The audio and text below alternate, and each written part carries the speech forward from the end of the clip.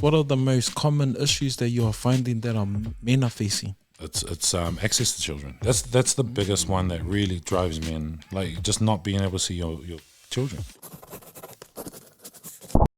Mandate. Sup fam, welcome to another episode of Mandate. This is season 2, episode 2, where we talk about anything and everything. Nothing is off the table. Our heart is that these conversations will help redefine who we are as people, unlock our true potential, and also take charge of our lives. So we are honored to have a special guest this evening. Before we introduce him, we just want to honor you, brother, for being here this evening. And just remember, this is just a talanoa between brothers. And fun fact, our brother here is last Salian. And so we're just going to open up. Oh, yeah. Open up with St. John Baptist de La Salle. Pray for us. Live Jesus in our hearts. Forever. Amen. Let's give it up for PJ!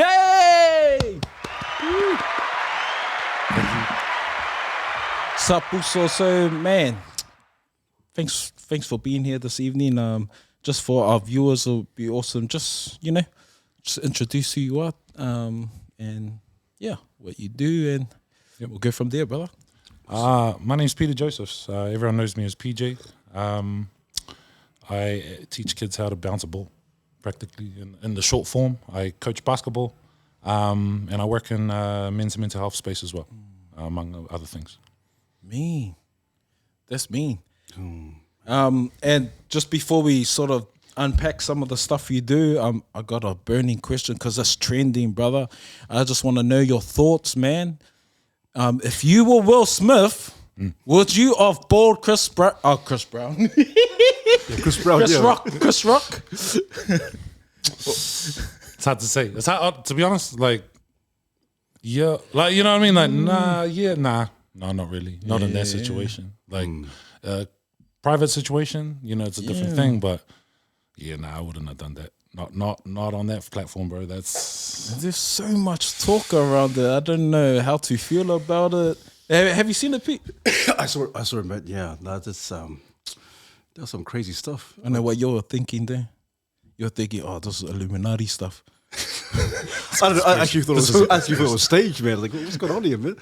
Yeah, why is he sticking his chin out? All these things, like all these questions that I've been asking myself, But we don't go down those rabbit holes, bro, because we get trapped. You get trapped. You end up down in Wellington and stuff. I know.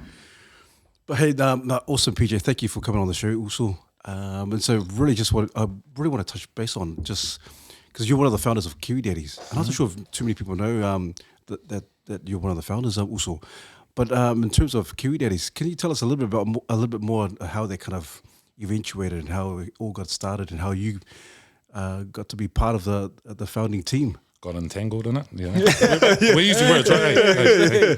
But no, it actually was pretty fast and hard. Like it was kind of an idea chucked out by the actual founders, which were Joseph Kalolo, ex-La Sallian boy from my year, and his friend Tyrone Matoka down from Cronulla. So those two actually started it, but pretty much on the inception of it, I was given a message by Jojo to ask if I could jump on and help with content, because that's kind of what I was doing. And from that point on, I kind of saw the kaupapa of it all. I saw how it sort of was eventuated. It was really, really fast, because we had 10, when I jumped on, we had 10 members. And then within 1 week, we had it was 10,000. And then it went to 20, 30, real quick. Like within 3 or 4 weeks, we're at around 50K, 40 to 50K members, real fast. So what I believe drove it, though, wasn't us or anything like that. It was just actually the organic talk that was happening. Because I think at the time, there was no Man Up. There was none of these types of groups. It was kind of a very a new thing for men to open up, And I thought, when I sort of looked at what was going on, I saw the importance of it. Like, I saw the importance, and I thought, when you look at social media in general, the anonymity of it all can be negative. Like, people use it to be nasty to other people, you know what I mean? Whereas I saw on that platform, it was a way the keyboard kind of gave us strength to say some real stuff. And like, because you're not talking to people, you kind of just let it go, right? And then all of a sudden, you just get all these comments in the comment section of people going, man, I relate to you, blah, blah, blah. These aren't professional people giving advice. It's real people. Yeah. And I think this is where a lot of like the mental health space, when we opened that up, we realized helping each other was a bigger thing. Like, you know what I mean? Like actually helping each other. And I was really changed by it all. Like, I think the biggest changes I've had over the years kind of stemmed from, one, being a father, but also learning how to speak to people kindly. We go to La Salle. We'll bring up De La Salle, but we're going to De La Salle College. If you've been to that school, if you've sort of engaged with us over those years, we're cheeky. We're cheeky, and we don't really know how to speak without without that cheekiness, without a mock, without chucking out something derogatory. That was really foreign to me. Like speaking kindly, like just being nice, like without just something side. And I mean, even that's in like New Zealand culture, like men's culture, it's that macho thing where we ain't gonna talk. We will talk when we're drunk though, So this was the thing, was I was like, I saw real talk happening. And for me, because at that time I was only really on social media for a couple of years. I didn't like it. Like at first, it took me ages to jump on. And then when I did, I saw it was ugly. And it's why, when I saw it, I was like, this is ugly, man. I don't want to be here. Like, I don't want to be talking like this. But then when I saw that kind of opened my mind. I was like, man, and so I've stuck to it ever since. Like, we've kept it organic. We created a charitable trust, and there was a board at one time, and people were moving in spaces, and a lot of men were moving, but I just said, nah, let's just keep rolling forward. Let's just roll it, keep it organic, because it works. And if it works, then why change it? Do we need money? No, because it works without it. If I brought it in, there might be problems. I don't know, but that's just where we're at with KDs. And KDs is a big men's health group. It started a lot of these with Man Up, but we saw it come afterwards because people saw the value in it. Really, and with those other programs, man, I always support everybody trying to do the right thing, for the right reason. There's if you got the real intent of trying to help people, then I'll support you regardless, because I feel that's kind of this. I've experienced it a little bit. It's just a bit of competition when we're all trying to work towards the same goal. Territorial. Yeah, what for though? We're all working towards the same goal. What we say we are. You know what I mean? That's good. Also. So with KDs, Kiwi Daddies, man, we're at 62,000 members right now. It drops up and down, but it's still the same.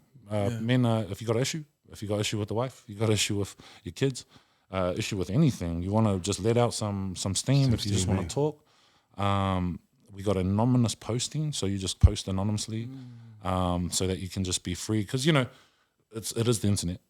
People feel it was super safe, and then we found that there were people infiltrating, and mums getting in there. The joint accounts. You guys have joint accounts.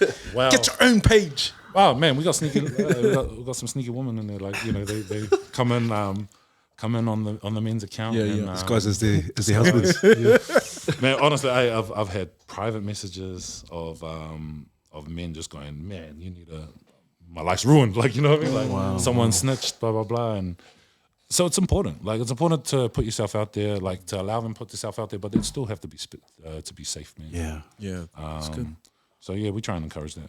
Yeah, and I totally agree 100% with what you're saying, PJ. But I'm just wondering, you just said you got some private messages from a few of the men, or I don't know if from some of the ladies as well. But just wondering, how do you deal with that? Because if you must get some real, some real kind of horrific stories, and some people kind of real desperate and. You do, and I think you just take it it's a case by case basis. You don't let it overload you. You know what I mean? Because it can get overloading. 2:00 in the morning. You get a message I'm going to kill myself. I need to post up stuff like that. I'm like, bro, I always have to point them towards professional services at all times. I say, write it up, please. You know what I mean? You can't leave it. If you see that, if I didn't see it, then cool. But if I saw it, then I can't sleep. That's no, that's not. That's the service that I said I'm going to do. So that's the service we got to give, right? That's cool, man.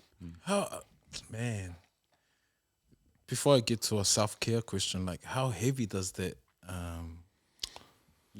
how heavy is that for you? Is it a burden at times when you get man. those type of messages, or is it? Absolutely, because you're taking at times, bro. Like it can be a wave of negativity, a week of it, like a whole week of just dudes like you get like just dudes who are angry because they can't see their children, and then just they're bombarding you with I need to post this up about women and like being derogatory towards women in general, and I'm just like, bro, that's not gonna play, man. That's not the way to do it. Like so you try and take it all in, but hey, ultimately I gotta.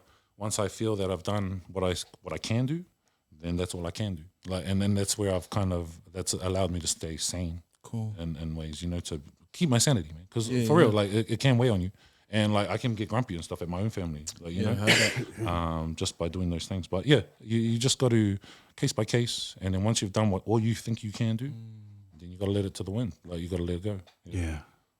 It's interesting because you might get a lot of those messages or private messages in terms of guys like, hey, man, I'm going through some real crap right now. Yeah. Life is hard. I'm struggling, all the hardships, all that kind of stuff.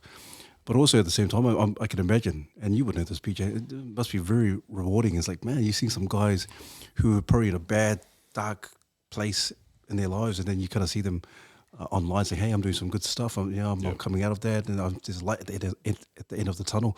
Yep. So you must get a lot of good feedback as well in terms of men who are actually changing and doing some good stuff. I think because it changed me, it's duty now. Like you know what I mean? Because it was it really changed me, and I know that it can change other people. Like it can help.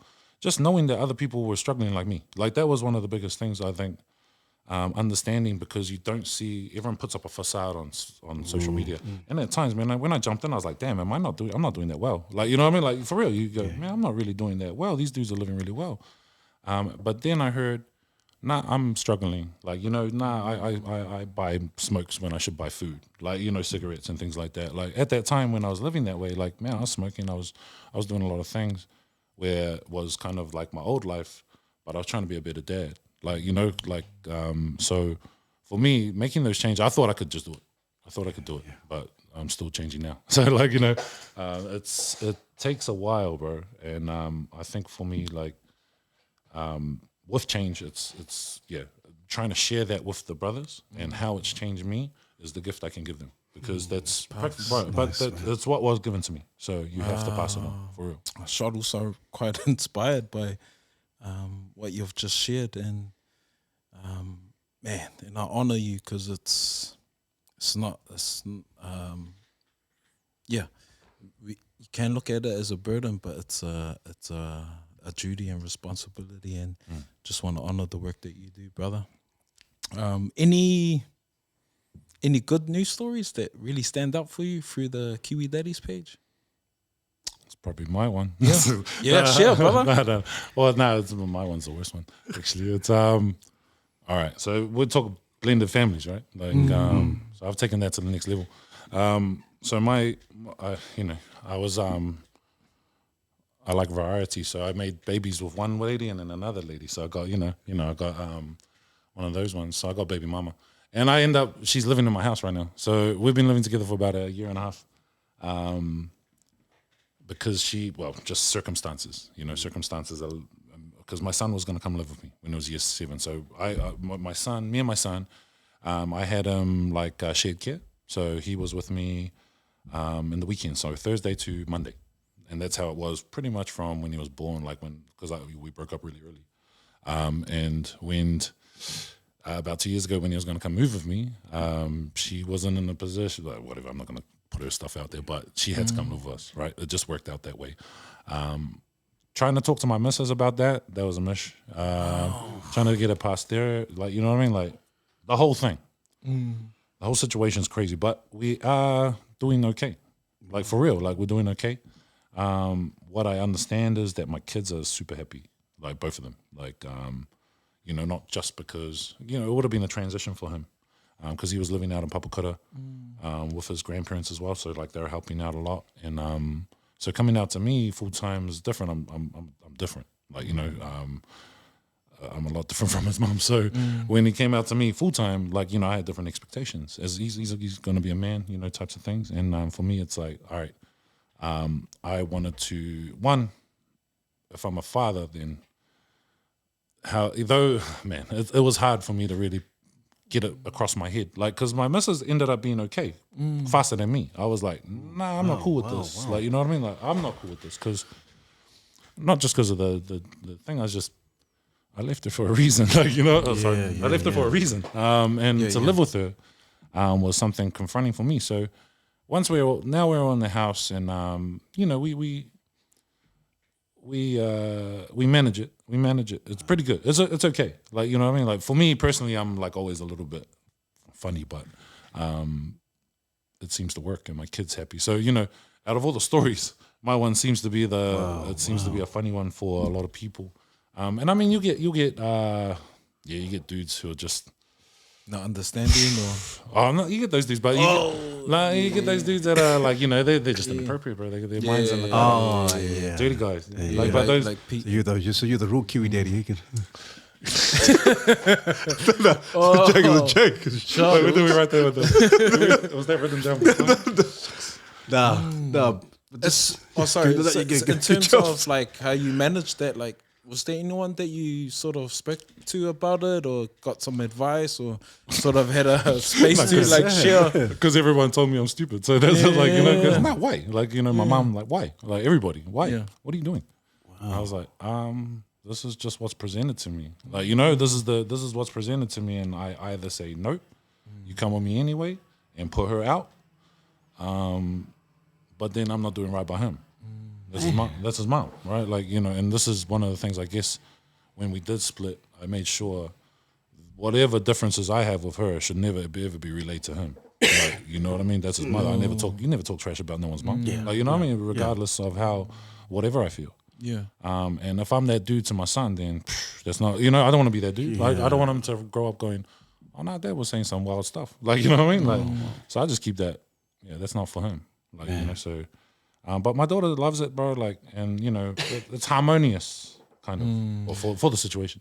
That's cool, man. Yeah, man, Respect that, man. Yeah, props to you. Props to you and your wife. No, props don't to give your me props wife. for this stuff. Just Stupid. No. Think about it. I'm thinking about it because you say you have blended family. Yeah, you're with your missus now, and then you bring her back into your life and your family because of your son, bro. I'm thinking to myself, a lot of men wouldn't be able to do that. A lot of girlfirls want to be. A lot of, so you have to put a ring on that, mate. Yeah. I still haven't. But yeah, you think about it, PJ, because look at you. You think about like you, especially your missus. Hell no. But for you to do that, because the whole premise around you doing that wasn't because of maybe it was with your ex-missus, but you were solely focused on your son, and so that's props to you. So because man, some men are like, who cares? And I think that's probably the biggest thing. Like I think if you are in a relationship where you are sharing time with your kids, you have to respect them. Like you have to respect them. Like, you know, at all times. Like that's show integrity, man. Like don't be all good in front and then start mouthing at the end, because then that's the type of person you show you are. Wow. So like for me, I think for him, man, it was hard, bro. It was hard. Like it was actually really hard to get over the line. It's been hard to maintain it. But there's lots of positives. So I think there's no, like, for as men, we don't have to do extremes. Like what I'm doing, that's extreme to me. However, you can have a better relationship with your parents. There must have been something there for the reason why you want to put it in there and make a baby. Like, you know what I mean? Like, so you have to give some sort of, you have to have that respect. And I think in general, respect for women. Like, it's one of the bigger things that I think because I see it on KDs, I see it on Kiwi daddies. It's just the amount of how much negativity we chuck at our ladies or our partners in general, especially after we've been sort of burnt. Like, you know, like dudes get pretty nasty and I feel like, you know, sometimes you know, you get dudes where they're like, oh, I need a child lawyer, and take them through the process. They get to court and finally in front and go, so is there anything you want to disclose? And you've been saying, has there been anything you want to disclose the whole time? And they're like, oh yeah, I've done this and this and this to her. And I was like, bro, a lot of us have to take ownership of our actions in our breakups. Well, that's what I mean, PJ. You like, I don't know the reasons as to why you split up and all that kind of stuff. But for you to uphold her dignity and just be, and just sharing with your son, like, hey, no, I don't want to talk bad about your mom and all that kind of stuff. But for you to uphold her dignity, even, I don't know the situation, but man, it takes a man of courage, a man who's just like, man, like a real man, like you say. There's a lot of men out there who just, man, they just blatantly just disrespect, real disrespectful to ladies out there and women out there in general. But I love the way that, before Kiwi Daddies, was this before Kiwi Daddies? You kind of, I've always been like this. I've always been. Yeah, but that's what I mean. Like, man, for you to do that, and for you to kind of, that's kind of like the core value of who you are as a man. Man, that's kudos to you. So there's a lot of men out there who probably wouldn't, in that situation, like, nah, I don't know, I wanted to do with her. Get out, my son. Too bad. That's the way it is. This is my new family now. But for you to do that, bro, that's like, man, that's next level. Let's like, this is like PJ here. Like, man, when you do that, it's like, man, as a man, that's like, hey, it's cool. good for rent too. It's good for rent. And even higher. Hey, the rental situation's good. We can afford a nicer house just because, you know what I mean. Right, that's cool, man. Hey, it works out. Like, you know what I mean. The environment's good. It works out, and we're setting an example that, you know, hopefully that works for the children. You know what I mean. That's cool. Being on Kiwi Daddies, been on it for a couple of years now. 7 years. 7 years, me. So over the 7 years, you would have seen a lot of men reaching out, and a lot of them would have had similar backgrounds. What are the most common issues that you are finding that men are facing? It's access to children. That's the biggest one that really drives men. Like, just not being able to see your children. And like, you know, a lot of the time, it's just through miscommunication. It's through not communicating properly. Which is probably an old thing in the relationship, hence why they broke up anyway. But man, like, there are some nasty women for real, like, that do use children as their weapon of you know. I've been through it. Like, this is the thing for me. It's generational. I'm from a blended family generationally. Like, you know, so I'm second, third generation of it. Like, you know, so for me, like, my mom always said, you know, I wish we could do what you're doing now. And I was like, well, you set the standard. Like, you know what I mean? Like, I've had, you know, my mum's been through a couple of marriages, and, you know, this is her second. We've got 7 I got 7 half like, you know, siblings, and like, none of them are full-blooded siblings, but they're all my brothers and sisters for real. Like, that's family. Yeah. But that's because they instilled that in us. So my mom, my dad, like, my mom, you know, she was young, man. She was at Macaulay when she had me. Wow. So my mom went to Macaulay. Hence why she sent me to LaSalle. Macaulay. Hence why she sent me to LaSalle. Shout out to Macaulay. Shout out to Macaulay High School, right? But no, for real, she sent me to LaSalle because she was like, oh yeah, I see Brother Pat outside, like, picking up rubbish and stuff. And I was like, oh yeah, no, that's cool. The hedges look nice. And then once you get down the driveway, things change. But you know, I think just coming up that way allowed me to see things a little bit different, because, like, you know, at LaSalle, and you know, I think LaSalle, South Auckland in general, in the 90s specifically, I was a different dude. I was a different dude at school. Like, a lot of my friends, their mums are from Samoa. My grandparents came from Samoa. I'm second generation born New Zealander.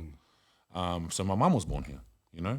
So I just always felt different, like, at LaSalle, like, a little bit, you know, like, the same but different. And I always found myself being the sort of translator when we all got in trouble. I'm the one talking for us because they just can't articulate properly. I was like, don't worry, I got it, boys. Like, you know, and get us out of trouble, sort of thing. But I just found it was different, bro.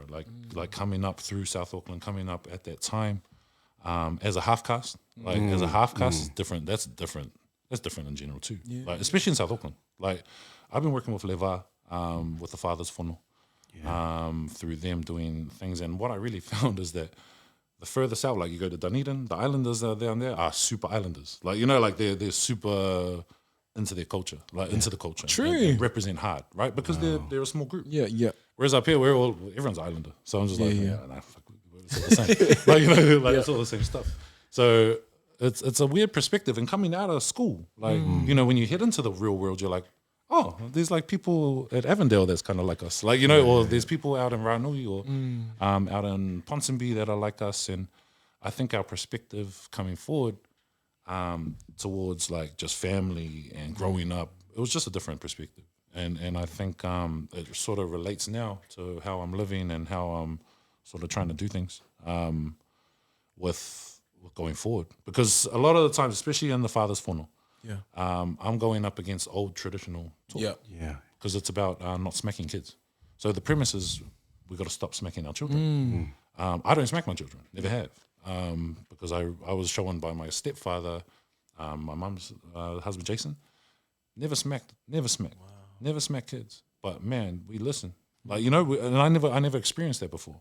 Like, it was always something like, you know, if as a father figure in island households, like quiet sort of, you know, there was what I do find a lot of in that space is that we don't have that relationship where we get to talk. Like, you know, you don't get to real see our dads or the men sort of open up in a real way.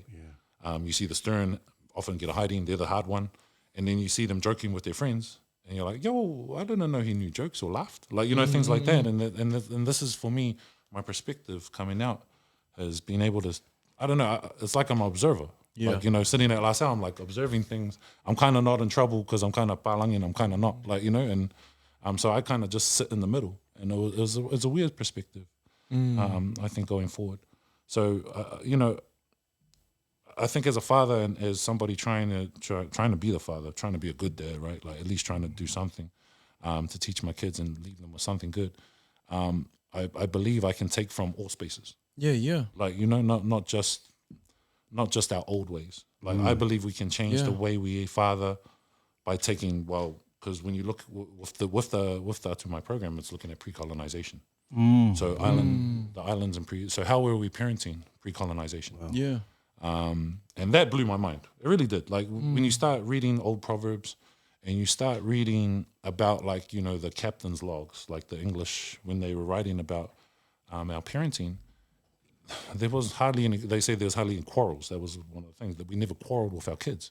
So we'd be in like a Talanoa, a big one, kids are running wild, just as they would. Like, you know, if you let a Samoan kid run around, they're going to run around. They're going to do their thing. But they weren't quarreling. Like, they never told them to stop. They never told them, they never hit them. They never saw them hit kids at that time. So though violence would have been there, like, you know what I mean? Like, obviously, but it was, there's so many proverbs that point towards us not being a violent, teaching them violence, you know? So for me, if you look at where we're at now and what's happening with how and like a lot of the older perspectives of, I've met them, man. I've sat there and I've talked to like there's a man. Sorry, I won't say his name and stuff. I always say he's but he was he was from Samoa, so he came over here and he's really trying hard to stop the physical discipline, and he admitted that he did, he's been smacking his kids and stuff, and then by the end of it all, he did say, man, I've changed. I've changed my perspective. That's awesome. So for me, that's enough, you know, because I don't know, man. Like, I just don't think I need to hit my kids. And for real, my kids are pretty respectful. Yeah.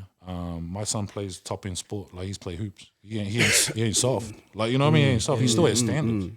Like, so the thing is, like, I just keep my kids. They're accountable for what they do. Yeah. At all times. Like, you know, especially, and like, I'm learning better how to talk to them. Yeah. And go, hey man, this is what I want you to do, especially as a 13-year-old. Like, I can't parent him like when he was 5. He's a different dude. And he's got different ideals. He's moving towards a different world, not the one that we grew up in. So I have to equip him for that world, not my world, not what I grew up with. You know what I mean? And when I really look at things, it's changing real fast. We're at a point of, we're at a real point of change. Like, you know, and I'm scared. I am scared. That's one of the things, like, you know, as a dad, like, I'm scared for their future. Yeah.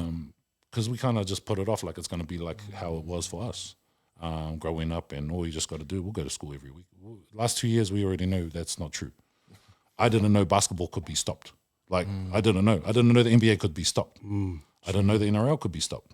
But we found out it can be. Like, you know, so the world is different, man. And like, yeah.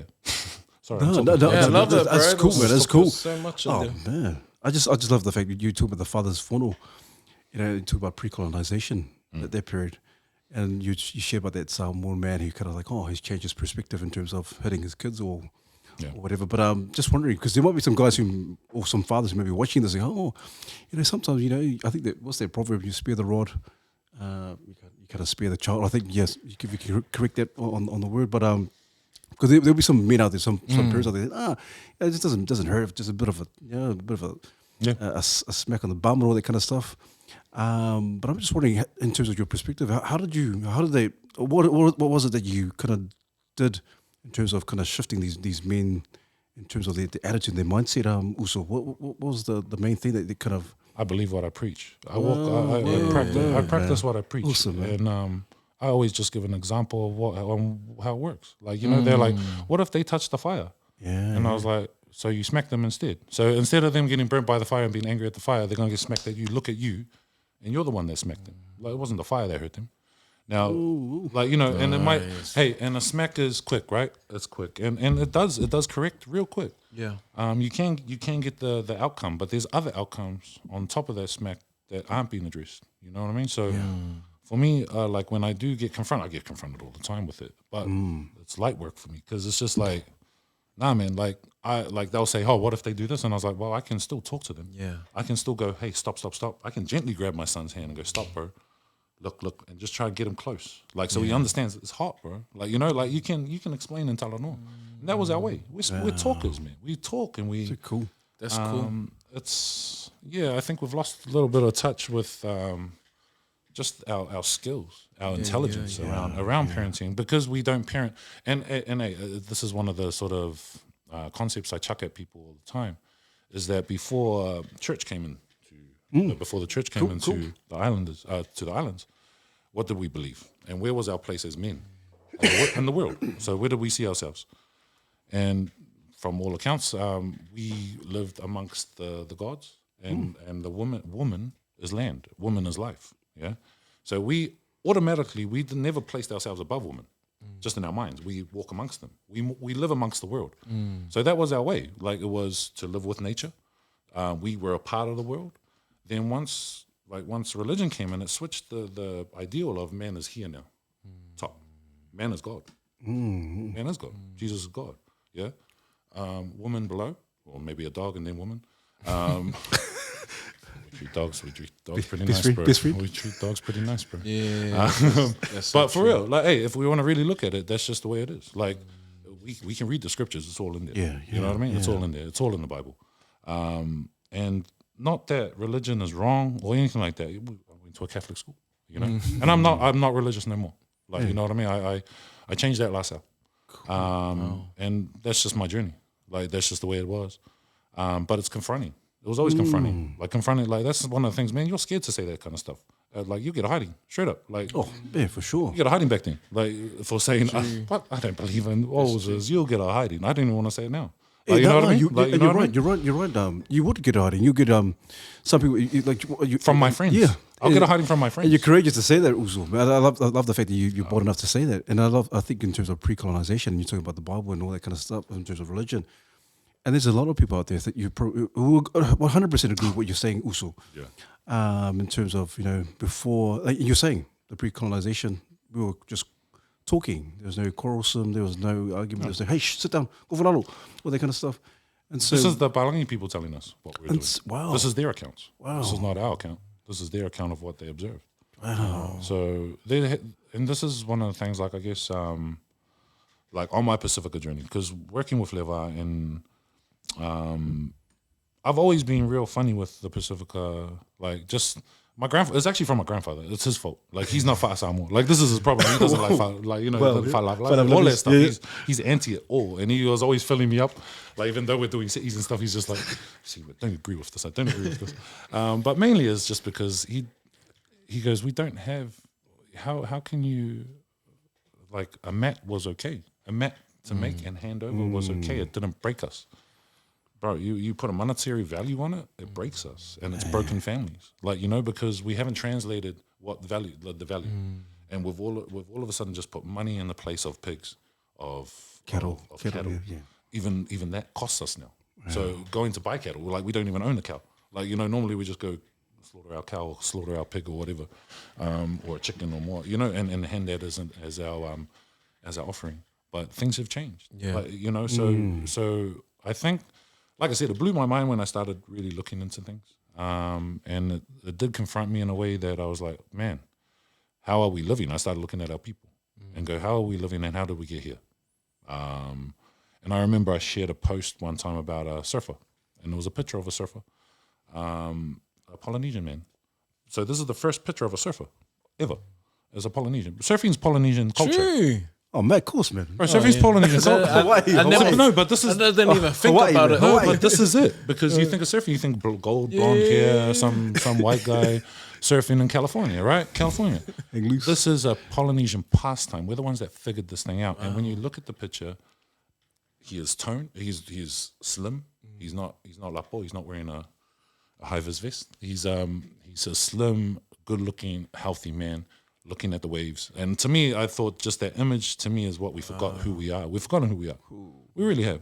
Because in the sense that when I started losing weight and started doing these things, like I went back to, instead of me like to reconnect with my Polynesian, to my Pacifica heritage, I did it through food. I did it through the way they ate. Because I was like, yo, how did they eat? Like, what were they doing? You know? And like my grandfather always said, I just eat once a day. Like they just ate once a day. They don't have breakfast. Who has breakfast? Like, you know, they just get up and things like that. And it's those old things, coconut milk. So replacing coconut, like milk with coconut milk. And though it's a little bit more expensive, I just drink less, like, you know, things like that. But coconut oil, man, using that, like I gave it to my wife because she's just like trying to do all these, you know, skincare, blah, blah, blah. And I was like, yo, it don't work, man. Here, just put this on. But man, for a year, like, you know, skin's looking good. I was like, oh, you're looking good, baby. Like, you know, those ones. Coconut oil. You know, natural. But it's a natural thing. It really is. And it's one of the best things. And we used to get like 2-liter bottles from all the time, like Coke bottles filled with it. Our parents used to have it. They're selling it for $20 for 800 grams in a jar, bro. And this is where we're at. Like, I'm just like, wait. So now they're selling back our stuff that we used to make, and that was part of our culture. But you know, it's changed now, and the perception of, again, like surfing, we're not thinking of that it's a Polynesian made thing. That's our culture that we shared with the world, and it's not violence. It was one of the most funnest things you can do. You know, it's a fun pastime, and a lot of people do it. So, and there's spirituality all through it. So, the journey I've had with just discovering that. Discovering all these old ways has really inspired me to move forward in a different way. Like, you know what I mean? Like though I feel we're lost in general, and I think we can move forward, but we have to go back and look. Like, we have to go back and grab a few things for us that are natural to us. You know, because how could we ever think that we could sail to another island if we didn't have the confidence? You know what I mean? So true. Last out. South Auckland. Head down, subservience. Like, you know, that's what we call humble.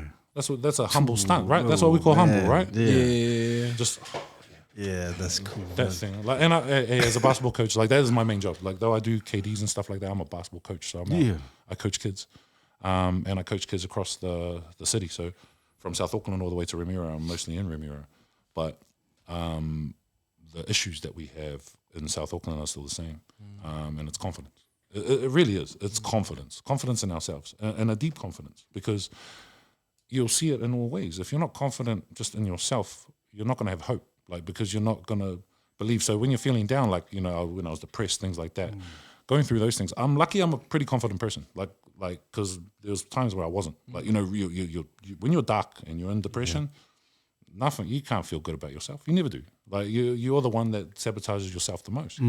And for me, I think at that time, like, if I didn't think that things were going to be okay, I could have killed myself. I should have killed myself. You know what I mean? Like, there should have been times where I should have done it, but for some reason I was like, no, I'm going to be all right. For some reason, whatever it was, like, there was a glimmer right at the end, right? So I believe to push confidence in our children is one of the biggest thing, and taking away smacking is that. Like, you know, Balinese don't smack their kids. They don't, bro. Like, I see, like, some of them do, some of them did, but they didn't do it like we did. They didn't give them hidings like we did. And at the time, like, some of those hidings we know comes from trauma. We know it comes from the alcohol abuse. We know that it comes from all these things, poverty, blah, blah, blah. But some of those hidings I saw, you know, like, I got hidings, but I didn't get the ones that I speak of. Like, you know, like, this, we know the dudes at school, they got the worst ones. They wouldn't turn up for 2 weeks. And we'll mock them for it. Like, you know, tell everyone that they got their foreskin cut and then in Samoa, and then when they come back, they got a new story to have to, like... Are they still using the... Again, we learned Don't from you drop guys. any names. The body part, that anatomy part. We used to use that anatomy part a lot in our mocks. So true. About all of it, but you know that it's those types of things. It's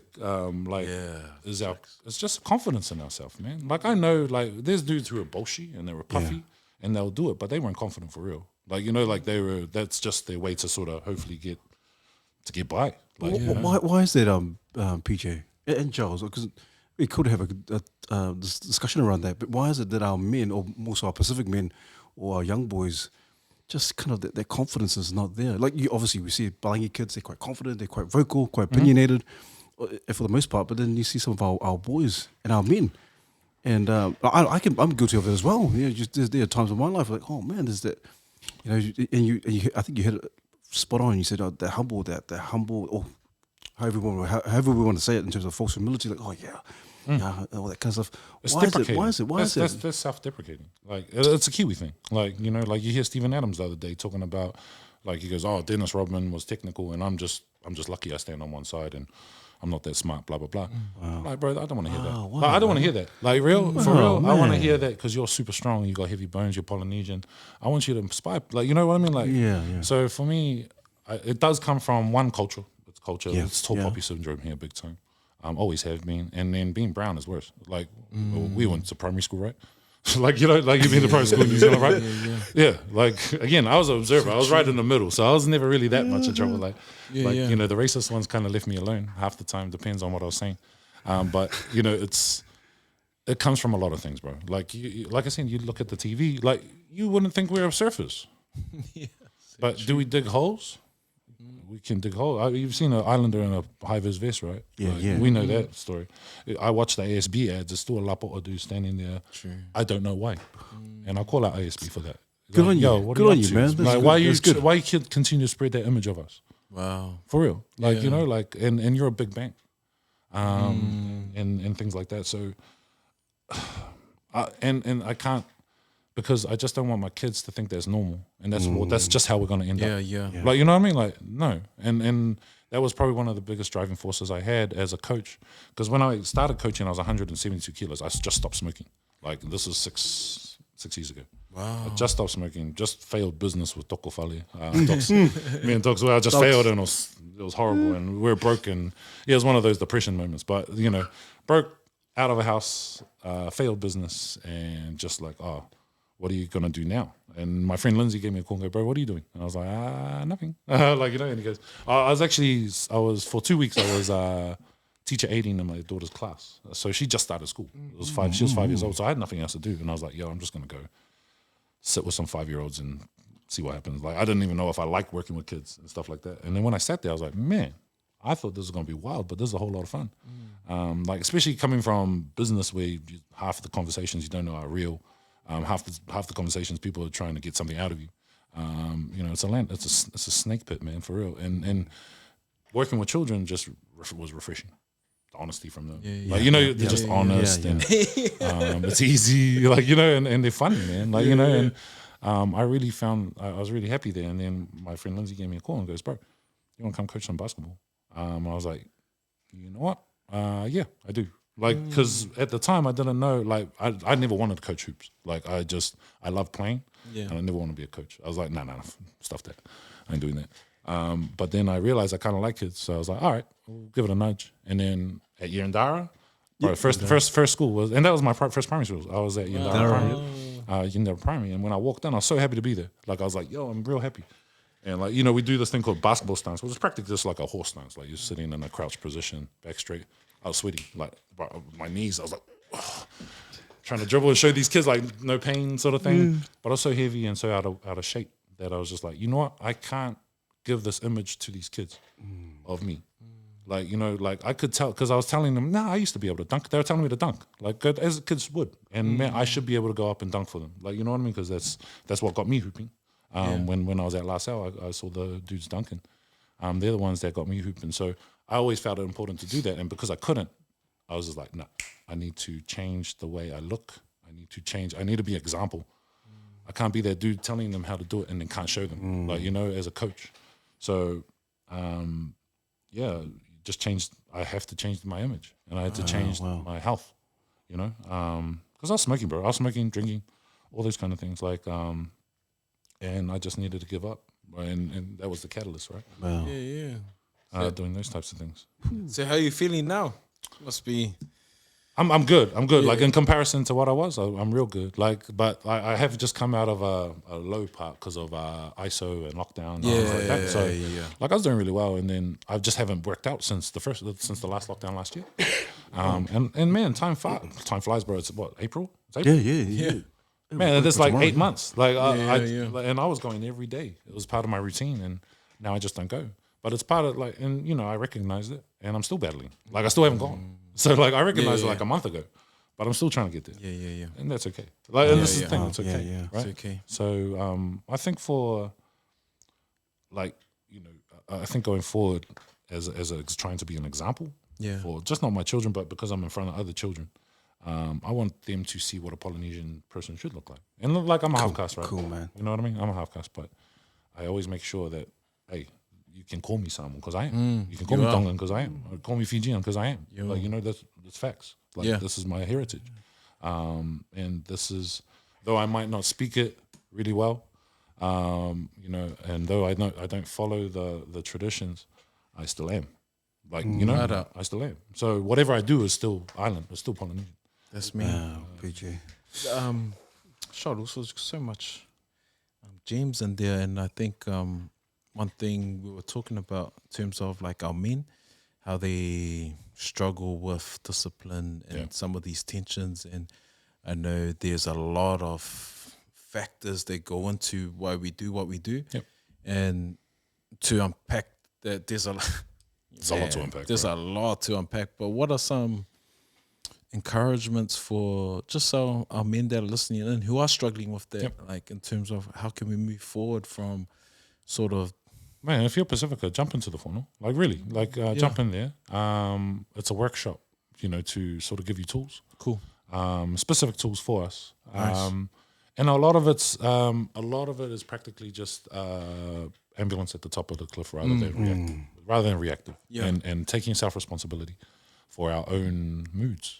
Being responsible for ourselves. Not trying to blame everybody. Like, because, you know, it's really, man, to be honest, like, it's hard to define what a man is these days.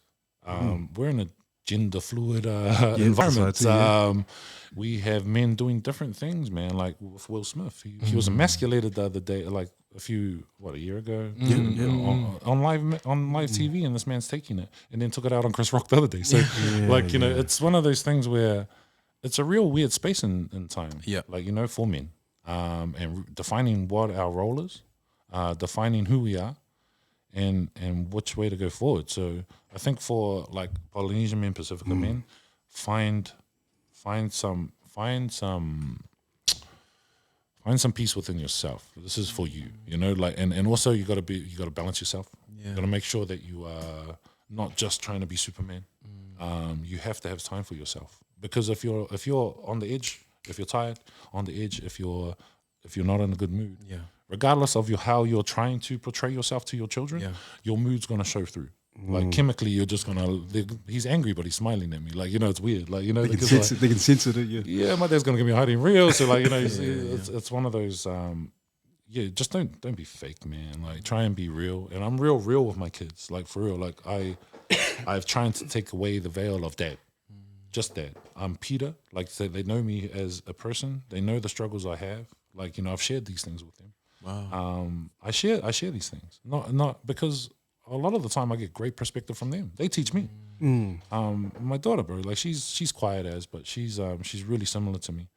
And like I just opened up one day. I was just sitting there chatting with her, and we just started talking about things. And I was like, you know what? I'm not having a good day, darling. Like, you know, I was like, I'm not having a good day. She goes, why? Like, as a kid would, you know? Like, she was like not really listening to me. But when I said that, she just stopped and she goes, why? And I was like, oh, this, like, you know, we're not going to get money. COVID, like, stopped our business, blah, blah, blah. And she just goes, you know what, Dad? I think you're overthinking things. And I just went, you know what? I think I am. Like, you know, and that was it. As simple as that. Cool. As simple as that. And it really made me feel better, like, truly made me feel better. You know, and then I gave her a cuddle and I said, thank you, Don. Like, you know, and that was it. And she felt like, she was like, cool, I helped Dad. Like, you know? That's cool. And yeah, I want to give that a try. man, bro, Yeah, that's cool. You'll be really surprised how your kids answer you. Like, you know, especially with a tough situation. And you don't have to give them gory details. Just give them the scenario. And they might just chuck up something that you really didn't know that they knew, you know? Because these kids have a different knowledge base, bro. These dudes know more than us for sure. Oh, at the age right now too, like whatever age they are now, they know more than us. Be scared, be afraid. Actually, everyone be very afraid. Go check what your kids are watching. That's me. Before I give it to Pete, just go back. Men who are sort of, want to reach out looking for some help and want to move forward, check out Levar's website. They got the Fono. And is it a free workshop? It's a free workshop for Pacifica men specific. So it is specified to Pacifica men. The content is suited for that. Awesome. But like Kiwi Daddies is secular and open to everybody. So there's spaces for everybody, man. But yeah, Levar, Father's Fono. Love that. Awesome. Hey, PJ, just I wonder if we can get back just a bit in terms of you were saying in terms of the ACB, Auckland City Basketball, and your coaching. And I love the fact you were saying that, hey, I can't tell these kids what to do if I'm not doing it. That's right. And I was just thinking, okay, in terms of hypocrisy, because I know hypocrisy can be kind of a big thing in terms of our Pacific men or Pacific culture. Yep. And I know a lot of our boys in particular can just, and I'm talking about myself as well. I say things to my son, hey, do this. Yeah. My son's like, hey, can you do this? Do you know how to do it? Oh, that's right, I know how to do it. And so all that kind of stuff. So how does hypocrisy, how does it affect your thoughts, and even with you, Charles, your thoughts around why is hypocrisy a big thing in our culture, or just men in general? We say we'll do this, do that, but what's it saying?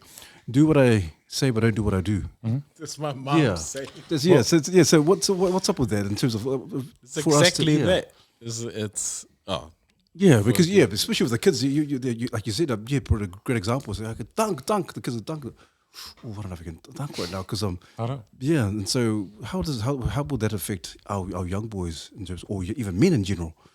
It just shows that your word is not bond. Like your word needs to be, and this is what I've been like. I was raised by my grandfather, like a lot. Like my grandfather was my father figure from when I was born. Like I didn't like my father wasn't around like originally, so I was born to my grandfather was the person that taught me a lot. Like I'd be like this thing, like I was their favorite, but I was their favorite because I'd be doing for like 4 hours while they read me Bible verses, like we're discussing the Bible in depth, and so like I spent a lot of time with him, but you know half the time I'm not listening. I thought I wasn't, but now I pretty much live the things that comes out. Like, you know, I let some of those things go. Like this is the thing. But for me, your word is everything. Your word sits here. So whatever you say you're gonna do, you should do it. If you can't do it, then tell them. Yeah. And this is a real island thing. If you can't pay the money back, usually it's just I'm just gonna avoid him. Ignore them. And before cell phones, it was damn near impossible to get money off your friends, or the CD back, or the thing that they borrowed. Have you ever borrowed something that you had given? Borrowed back what was yours? Your kicks. I've had to ask. You have to ask for your own things back. Like, you know what I mean? Like, it gets so long after a couple of years, like, oh man, can I borrow that? Can I borrow those? Like, yeah. Actually, those are yours, eh? And I was like, yeah, they have been mine. Again, every time you wear them, I've been looking at them just quietly, you know, like quietly getting angry at you. But that's it. We often, we're not held to account, man. Like we haven't been held to account. Like that standard's low now. Like people can say wild shit. They can just say wild stuff, and not get no retribution or someone slapping them in the face. Like, you know, it's and it's only gonna get worse. Like I think just respect levels for yourself, and this as fathers, I think we're a bit lost too as men. Our role, bro, we're lost, and we even lost with the path we've been walking. Like, you know, like not too long ago, like my grandparents were hitting my grandpa was hitting my grandma, and that was normal. That's facts though. Like most of our grandparents were hitting their grandma, not all of them, because it was normal. But that's changed now. That's unacceptable. You know, like it's just unacceptable. So for us, it's like, how do we? Man, we are agents of change. We've always been changed. We're changeable people. We have a dynamic culture. We always have because we are ports. Like our islands, people come through, people go out. Like you know what I mean. Like these were ports for trade and things like that. So for us, I think if we can find our true sense, like who we are and what we're trying to do, and just what are you, as a father, what are you trying to achieve? Like, what are you trying to achieve? Like, you know, like, what are you really trying to achieve? What are you trying to do? Why are you teaching your kid that? Is it because, like, my son's a basketball player, but I never pushed him into hoops, ever. Like, he only started 2 years ago when he started living with me because I said, dude, I don't care what you do, but you have to do something physical. You have to. And he was like, oh, okay, I'll do basketball just because I'm always here. And I was like, cool. And now he's found his own love for it, you know? And for me, it's like, all right, as long as I'm living by what I say, and understanding that for you, I am here to teach you this because one of the hardest things I've been trying to come to grips with was I've been working real hard to buy a house in Auckland. Like, you know what I mean? Like, for some reason, I didn't get around to buying one, like when it was cheaper, like, you know? And then I'm like, damn, it went real quick. And then, like, people say it was impossible. A lot of people are like, oh, you got to win lotto to do it. Like, my mom, like, people were just defeated by the number. And I was like, nah, I'm going to buy one. I'm not going to buy one in Huntley. I'm not going to buy one in another Waihi. I'm going to buy one where I want to live, in Auckland. That's me. You know what I mean? And everyone's just like, yeah, why? And I was like, well, I got to leave it for my kids. So that was the narrative, but that was never my narrative. I've changed that now. I don't really care. Like, I'm not going to, even if I buy a house, I'm not leaving it for my kids. Because if I work in Remuera, right? I work in Remuera with some of the richest kids. Like, some of these kids come from amazing, like, they have access to resources that are ridiculous. But they're unhappy as hell. Like, you know, like a lot of their families are really, really unhappy. And some of these kids, they're getting raised by au pairs, they're getting raised by nannies. They don't see their parents whatsoever. And these parents are out there thinking, yeah, I'm supplying this luxurious life for my children. Yet you don't realize that luxurious life of making your children very, very weak in the sense that, I reckon I can take their stuff. Like, you know what I mean? Like, you know, dude's coming up. Like, so what's the point of working so hard to leave something for your kids that they're probably losing a generation because they're just not equipped to handle that many resource, like that much resource and things like that. So it's important for me to teach my kids to fish, right? Just don't leave them fish, bro. I'll teach you to fish. The better fisherman you are, the less I worry. You know, like the more skills that you have, the more standards that you keep. And again, I keep my word to my kids. If I don't do it, I tell them I can't. Why can't I? I'll be honest. I ain't got no money, bro. Why? Because I ain't, you know, like I'll tell them why. And they're smart. Like our kids are smarter than we think. That's so cool. And as like my 10-year-old, like again, you get good perspective from them. So, man, word is bond. Like, man, just do what you say. Like, for real, it's simple. Yeah. Like, and you will feel better about it. Like, a lot of us, because a lot of us, when you eat us, you eat us. Like, you know what I mean? Like, these are eat us. Like, I don't trust that. Like, you know what I mean? Like, so it's one of those things where, like, hey, I'm not perfect all the time. Like, you know, I don't turn up. That's solid. You know? Yeah. That's solid. Because, you know, people won't remember everything you say, but they'll remember what you do. Bro, especially if you treat them bad. Yeah. Like, especially if you do something wrong. Yeah. Like, if you do people wrong, then they remember that. Yeah, and they'll remember you for that. Like, you know, like I still remember dudes at school that I don't like right now. Like, you know, I'm thinking in my head, I was like, I hate you. What they do?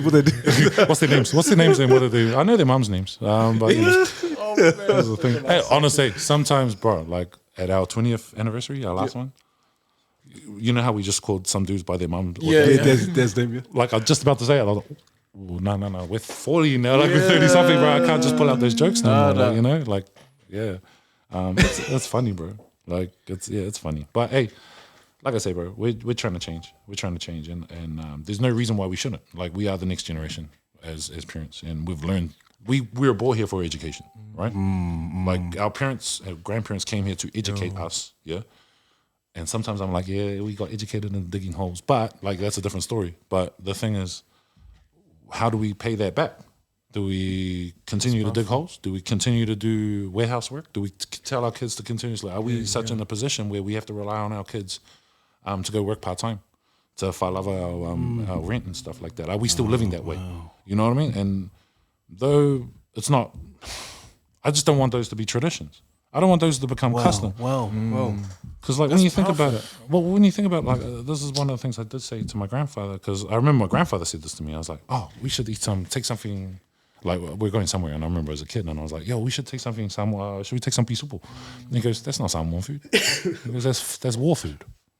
That came in war. Like tins of corned beef. We don't have cows, bro. We had chickens, pork, and breadfruit. All those things, right? Those are the foods he ate. So he was just like, that's not, he corrected me because I was like, oh yeah, because that's pisupo. That's what we eat. It must be a traditional food. So again, that's not our tradition. That's actually kind of quite recently put on us. So, pies, all these things that like roskis and Roski. all these traditional foods, all the traditional foods that we're talking about, like, like Coke and all these things, like, no, they're not our traditions, man. This is not like, we are, hey, South Auckland, at the end of the day, South Auckland was like a hole, like that they dug out and put all these real quick houses there. Because you got to remember, a lot of us islanders came in the 40s, 50s as people to help run like as labor, as a labor force. Like half of us were here, most of us here to help run the factories and to do the labor that not New Zealand for some reason didn't have, or people willing to do that. So, a lot of these things that we believe are just part of our ways, half of that only just came in 50 years ago, 60, 70 years ago. It's not that long. It's not that old. Like, it really ain't that old. Like, so again, like when I look at our behaviors and I look at who we are now, so things like, were we always hypocrites? Maybe. Like, maybe that was always part of our culture, maybe. But that doesn't mean we need to carry it forward. So at least if we can, like, if we're honest about it, like if we're real honest about who we are as people, and look at ourselves with the warts and all, because this is the thing, is like we can blame colonization, we can blame we can blame the man, but there's still islanders doing really well. Yeah, that's for cool. sure, man. Love that. So what's the excuse? Like, if they can do it, we can do it. You know what That's I mean? me. And that's, I think that's just what it is. I was gonna ask you a question on, like, what are your thoughts on systemic racism, like, or institutional racism, like how things are set up, and what sort of goes against us. And we had a guest last week who sort of talked about, who had ideas or shed some light on systemic racism and or lack of, but he really challenges us in terms of like how it's made us have this victim mentality, and like we need to really move forward. Or there was, what are your thoughts around that? And how do we challenge it? Well, we can either. No, it's true. Like the best way I can sort of describe it is like just recently we had a kid for ACB that we sent over to the States, Jackson Kiss, and he went to Baltimore, right? And Baltimore is part of the DMV in America. So grassroots basketball in America, if you come from the DMV, which is Washington, D.C., Virginia, and Maryland, where Baltimore is, you're one of the best in the country. Like, they produce the best basketball players. So Kevin Durant, all those dudes come from that area. Carmelo Anthony, all those dudes. So Jackson we sent over there, right? And we sent over there to because Melo wanted him. So the Carmelo Anthony's team wanted him, and he was picked to play there. When he got there, he was really confronted. And this was the thing. Like, I had conversations before he went, and I was like, bro, you're like, because you worry about it sometimes. You see these African Americans, bro. You see Jordan, and the things they do on court, right? And you're like, man, these dudes they're fast. They can run just as fast as me. They can jump just as high. But I said, man, we're different. We're from Pacific Islands, bro, and like we are made for contact. We're heavier, like, and believe me, I played against African Americans. I played against them, and they're out the gate. Like, the athleticism is out the gate. But I can run with them. I could jump with them. They couldn't really bang with me though. So this was the thing. And so I told him, I was like, bro, you have something different. Like, you know what I mean? And when you go over there, just be like, and be something. So what he came back with though was that over there, they got nothing, bro. Like, if you don't work, you don't get the benefit, right? You go hungry, right? That's it. Half these kids, their meal ticket is basketball. Like, their parents, they come from single parent households, and the parents' pressure on these kids, like the environment's toxic over there, bro. Wow. But they produce the top 1%, right? They produce the best players in the country. But everybody else is left to the wayside.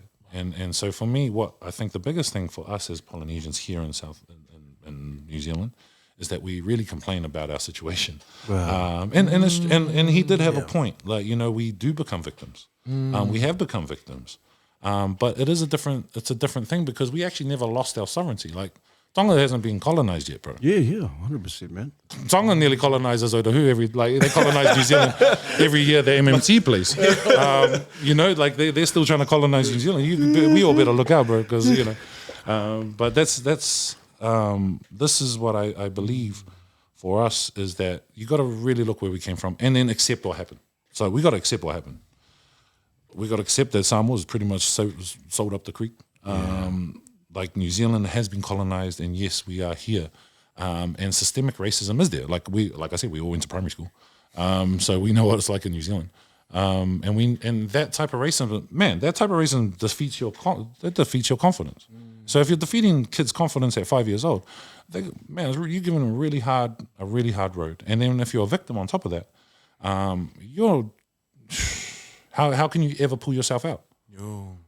Because everything's against you. You're not going to have hope because you're a victim. It's always going to be like the system is too big, you know.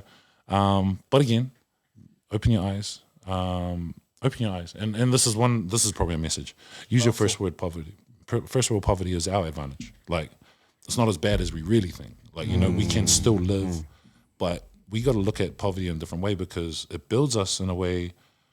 Like, we think we grew up with nothing. So when we get some money, we buy some kicks. We buy like a Subaru with like spoilers, all that stuff, two 12s in the back, whatever. We buy these things and then we spoil our kids, and we're still poor. Like, you know, we're still poor. Spoiled kids is probably the worst thing ever, bro. Like, because if you're poor, being spoiled is the worst thing. It's not going to help you achieve what you need to achieve. It's not going to pull you out of poverty if you're spoiled, right? And it's. So for me, it's like, let's take advantage of our poverty. Let's take advantage of the fact that we got nothing. We can live on noodles. We have been, right? So while I build my wealth, I'll just live on noodles until I can buy a house, until I can build a company. So like with ACB and this is probably part of the conversation I haven't really added in is the business side of things. And like Kiwi Daddies and those spaces are cool. But this is one of the more defining things that I've done as ACB, Auckland City Basketball. We stood up to basketball. We stand up. We still stand there in front of Basketball New Zealand, and we're not endorsed by them. We're still standing there. We've sent, you know, we have been unfunded for 2 years. We've been running around, people calling us crazy, talking all the smack, saying we're aggressive. You know, they use those catchwords for us because, you know, Lindsay's got tattoos. He's Māori. I say things. I don't say things. I say things, and people don't like it. Like, you know, but it's confronting. I don't change the way I dress. I walk into all business meetings this way. I don't try to change. I don't want to be a dancing monkey, man. Like my grandparents used to, and this is why. My grandparents used to always go, "Oh, he's a smart man," just because he's wearing a suit. Like, you know what I mean? I was like, "Nah, do you know half the stuff he was just saying?" Like, you know, like. So for me, it's like, I'd rather confront in the business space that this is who I am. I'm from South Auckland. I am a half caste from South Auckland, and we weren't raised the same way. We are different, and I am going to confront you in the space. I'm not going to assimilate to what you want me to be. I'm not going to wear the suit that you need me to, and I'm not going to speak in a way that makes you comfortable. But I will do the work that you like. You know, I'll just do the work better than everyone else, and that's it. And because we're built for it, we're built to be poor. We're built to not eat. Like, you know, we can resilient. We're resilient, man. Like, why? You know what I mean? Like, so we should be undefeated at all times when we're coming through, because I think what's the point of struggling? What's the point of it? Like, what's the point of walking through all of that to not learn from it? Like, you know? And what's the point of our parents walking those pathways for us to go do the same damn thing? I'm sick of digging people's holes, bro. I'm sick of seeing Polynesians digging people's holes while everyone's standing around the dude watching them. Because that's how it's always been. That's a normal image. There's the brown heavy lifter lifting the rocks, digging the holes, and there's lots of dudes standing around clean as watching them do it. And we're all humble about it. So we all dig in and make sure that our masters are happy. Wow. And maybe it is systemic racism that puts us in that place. But we are still wild in our brains, man. We're uluvale. You know, they say it's uluvale, but I just say high energy. And that energy, once you can mold it and point it in the right direction, it's hard to catch, man. Hard to catch. How do you change it then, PJ? Because the last case we had a very similar mindset in terms of, hey, I know I'm rocking up to a meeting and with a suit, you didn't have to tell me how to speak and all that kind of stuff. But how do we change that mindset for our men, or more so our Pacific men, in terms of, okay, it doesn't matter how I talk, I don't have to be eloquent, or I don't have to articulate it. I can just rock up to a meeting. I can be quite entrepreneurial. I can do things. But how do we? Because I think that's a question that needs to be asked: is where does it start? Where does it start for our men to say, hey, you know what, I can actually do this. I doesn't have to assimilate to the mold of this is how they do it. But I can actually just create my own lane. So you're probably one of the very few, PJ. You're very entrepreneurial. You're out there. You're doing your thing. But how do we get our men in particular to say, hey, I need to kind of flick the switch and say, hey, I need to change something. But how do we do that? Well, you got to remember. So I can only speak about my own journey. Please share. How did you? What was the defining moment for you to say, you know what? I'm just gonna flick the switch. I've had enough of this shit. I'm just gonna go. Well, so after LaSalle, I went to Avondale College because I got second year 7. I went second year 7 because I have to finish my 7 years at LaSalle, as you do. Well, if you're not kicked out or left out. But my second year 7, I went to Avondale, and what happened there was I told my mom I didn't want to go to university. I was like I passed. I was always a good student. School C was made for me. Like I can read something 2 weeks, I'm sweet. I muck around all year. So I was always getting like E's and A for achievement. So E for effort and attitude, and then A for achievement. So it was like teachers hated me. But so what happened was when I went to I pursued my basketball, and basketball wasn't a thing. Like there's no pathway, bro. Like I started on Boundary Road, and at the Velodrome. That's where I learned how to hoop. And then I accidentally made a counties trial because I turned up to Alan Brewster Rec by accident because I was trying to go play thing hoops. And there was a trial, and they said, oh, how old are you? And I was like, oh, I'm like 16, whatever. And they were like, oh, you want to come trial? And I was like, oh, yeah, I'll come trial. And I dunked on one of their best players. And I was like, that was the first thing I did. And then I made that team, right? So coming through, I was gaining confidence and things like that. But then, bro, I wasn't, long story short. So I played in the NBL, New Zealand NBL.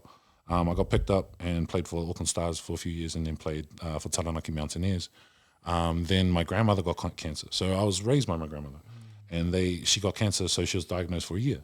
And I just got called from my friend saying, let's go to Melbourne. And Taranaki were going to give me a new contract. So I was pretty happy in that sense because I was thinking. And then when they said that, I was like, I'm coming back to Mangere. I'm going to go live with my grandparents for a year and just spend that time. You know what I mean? Just because that's my, I want to spend that time with her. But life, just South Auckland life, bro. I came back, started eating pies. I didn't have to wake up at 6 a.m. in a train. Because we're on the verge of just being fat dudes our whole lives. Once we stop walking consistently or doing some activity, we start blowing up. That's just because of our diets, right? So when I left basketball, I did the 9 to 5, and I went into retail. And in that 9 to 5, I found I started to become lower. Just started to be lower in my thoughts of myself and my ambition. Yeah. And I did become a 9 to 5 worker, man, on the grind. And I could have never really see. And then once I had kids, it just totally, I was like, shucks, I haven't created a career for myself. I haven't bought a house. I haven't done these things, and I've got a boy on the way. So at that time, I was a full 9 to 5 worker. You know what I mean? Weekends were a thing for me. And I used to look forward to them. I used to work, I used to dread sitting in the car and going to work every day. I hated my job. I just like retail because I like girls and clothes, and I don't want to dig holes. So they pay you the same to go talk to girls all day. You know what I mean? And instead of going digging holes with my friends, so I was like, I'm gonna go work up here and work in the malls and stuff. And so doing that, it really put me in this funny vibe. But then I always felt that I should do more. Always felt I should do more.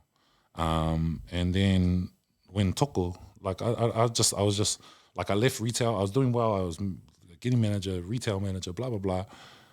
I hated it. Every time I go up, there was another boss. I always had another boss. And what I come to realize after all of it is that I just don't like having a boss, right? So it's I got no ears. So same old thing.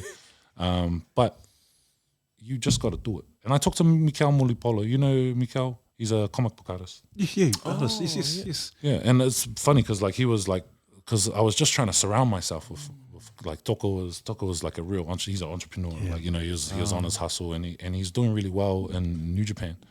Pro wrestling, he had a really big thing, and so I was really just interested in what he was doing. I was like, man, that's awesome. Like, I was just really happy to see somebody doing these things, and I was like, I can help you, like, you know. So I started helping him with social media content and writing stuff, and I just kept telling my wife, I was like, yo, I know we make good money at where I'm at, because I ended up being and this is the thing, you become a slave to your wage, right? You become a slave to your wage, you become a slave to your bills. And you don't see, and you will never move unless you have something secure, right? Because that's how you move. You have something secure for your thing. So yeah, I just told again, another stupid idea of mine is like to go, nah, I know I make the most, but how about I stop working and we'll just live off your wage, right? And she's like, we can't live in this house no more. What's your options? Like, you know, I was like, we'll go live with my sister.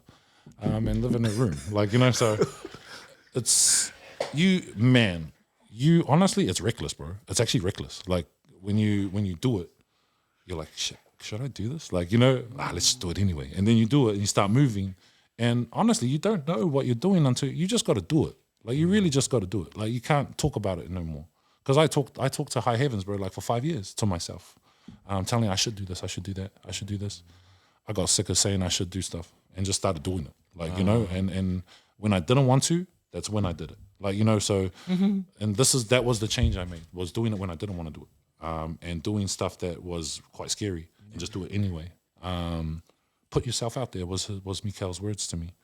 And though, hey, it's such a simple, I've heard this before, like, you know, but for some reason I was receptive at that time. I just heard him. And when he said, just put yourself out there, bro, and see what happens. What you got to lose?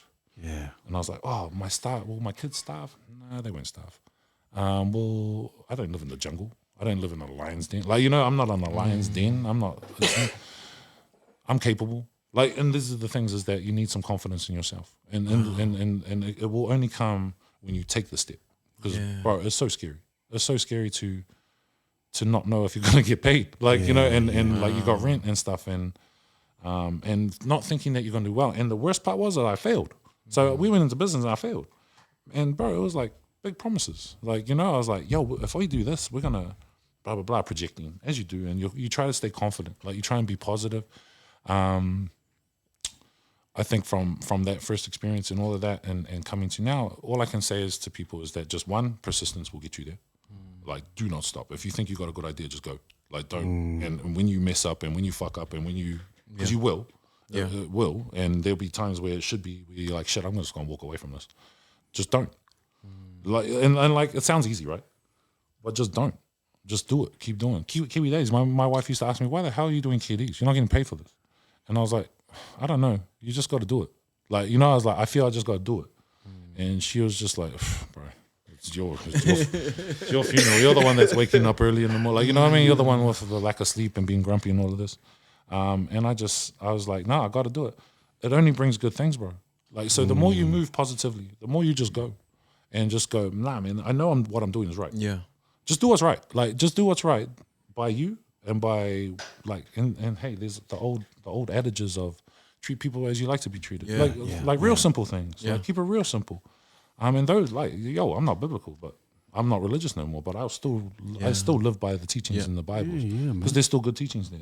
But there's good teachings everywhere for me, and I'll just pull from anywhere. But that's just me, like, you know what I mean. And but I'm allowed to pull from all cultures because I'm human too. So like, you know, people are like I take heaps from the Japanese culture, I take heaps from the Chinese culture, because why? Because I'm human. It's human culture, and I'm allowed.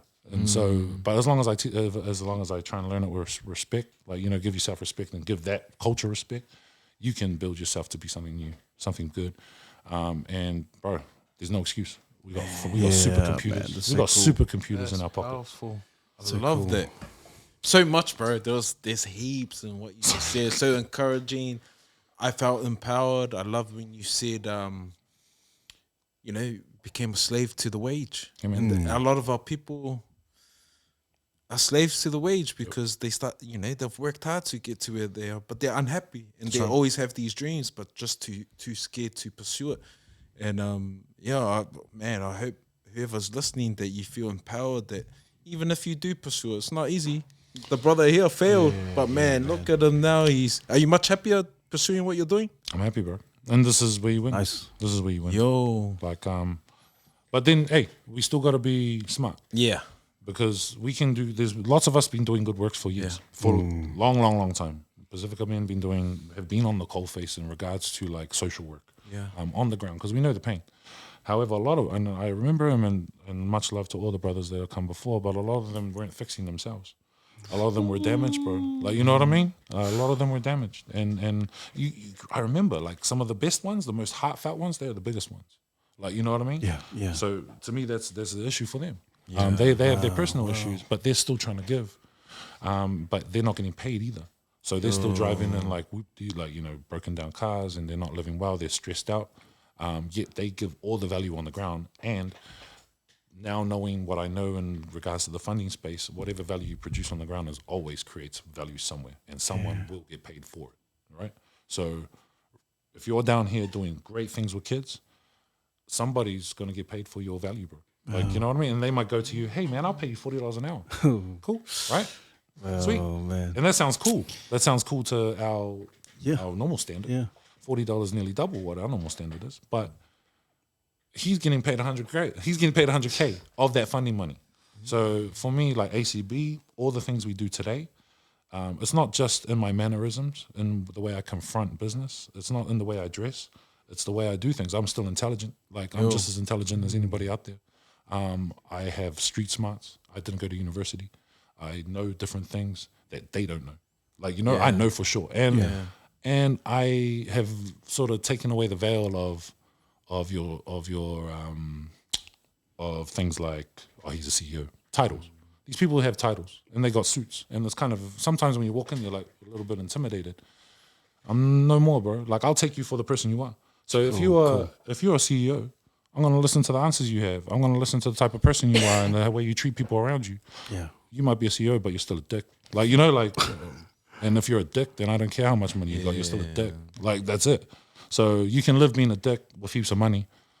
That's not one of my goals. Like, that's not what I'm trying to achieve. So I think for us, if you want to go do your thing, go do your thing. Do it with passion and love, and don't half step, bro. Like, this is the thing. There's a half of us go out and say we worked hard, but be honest. Be honest. Like, some dudes take advantage. Like, they get they start the business and they get a loan or something, and they're living off credit, and like they get the nice car, and then they, like, bro, some of them are so happy just to have their name on a business card. I was like, bro, these are all facade things. Like, this is all a facade. Like, you giving out the business card, talking that rap, like, you're talking like you do this and that and you're busy.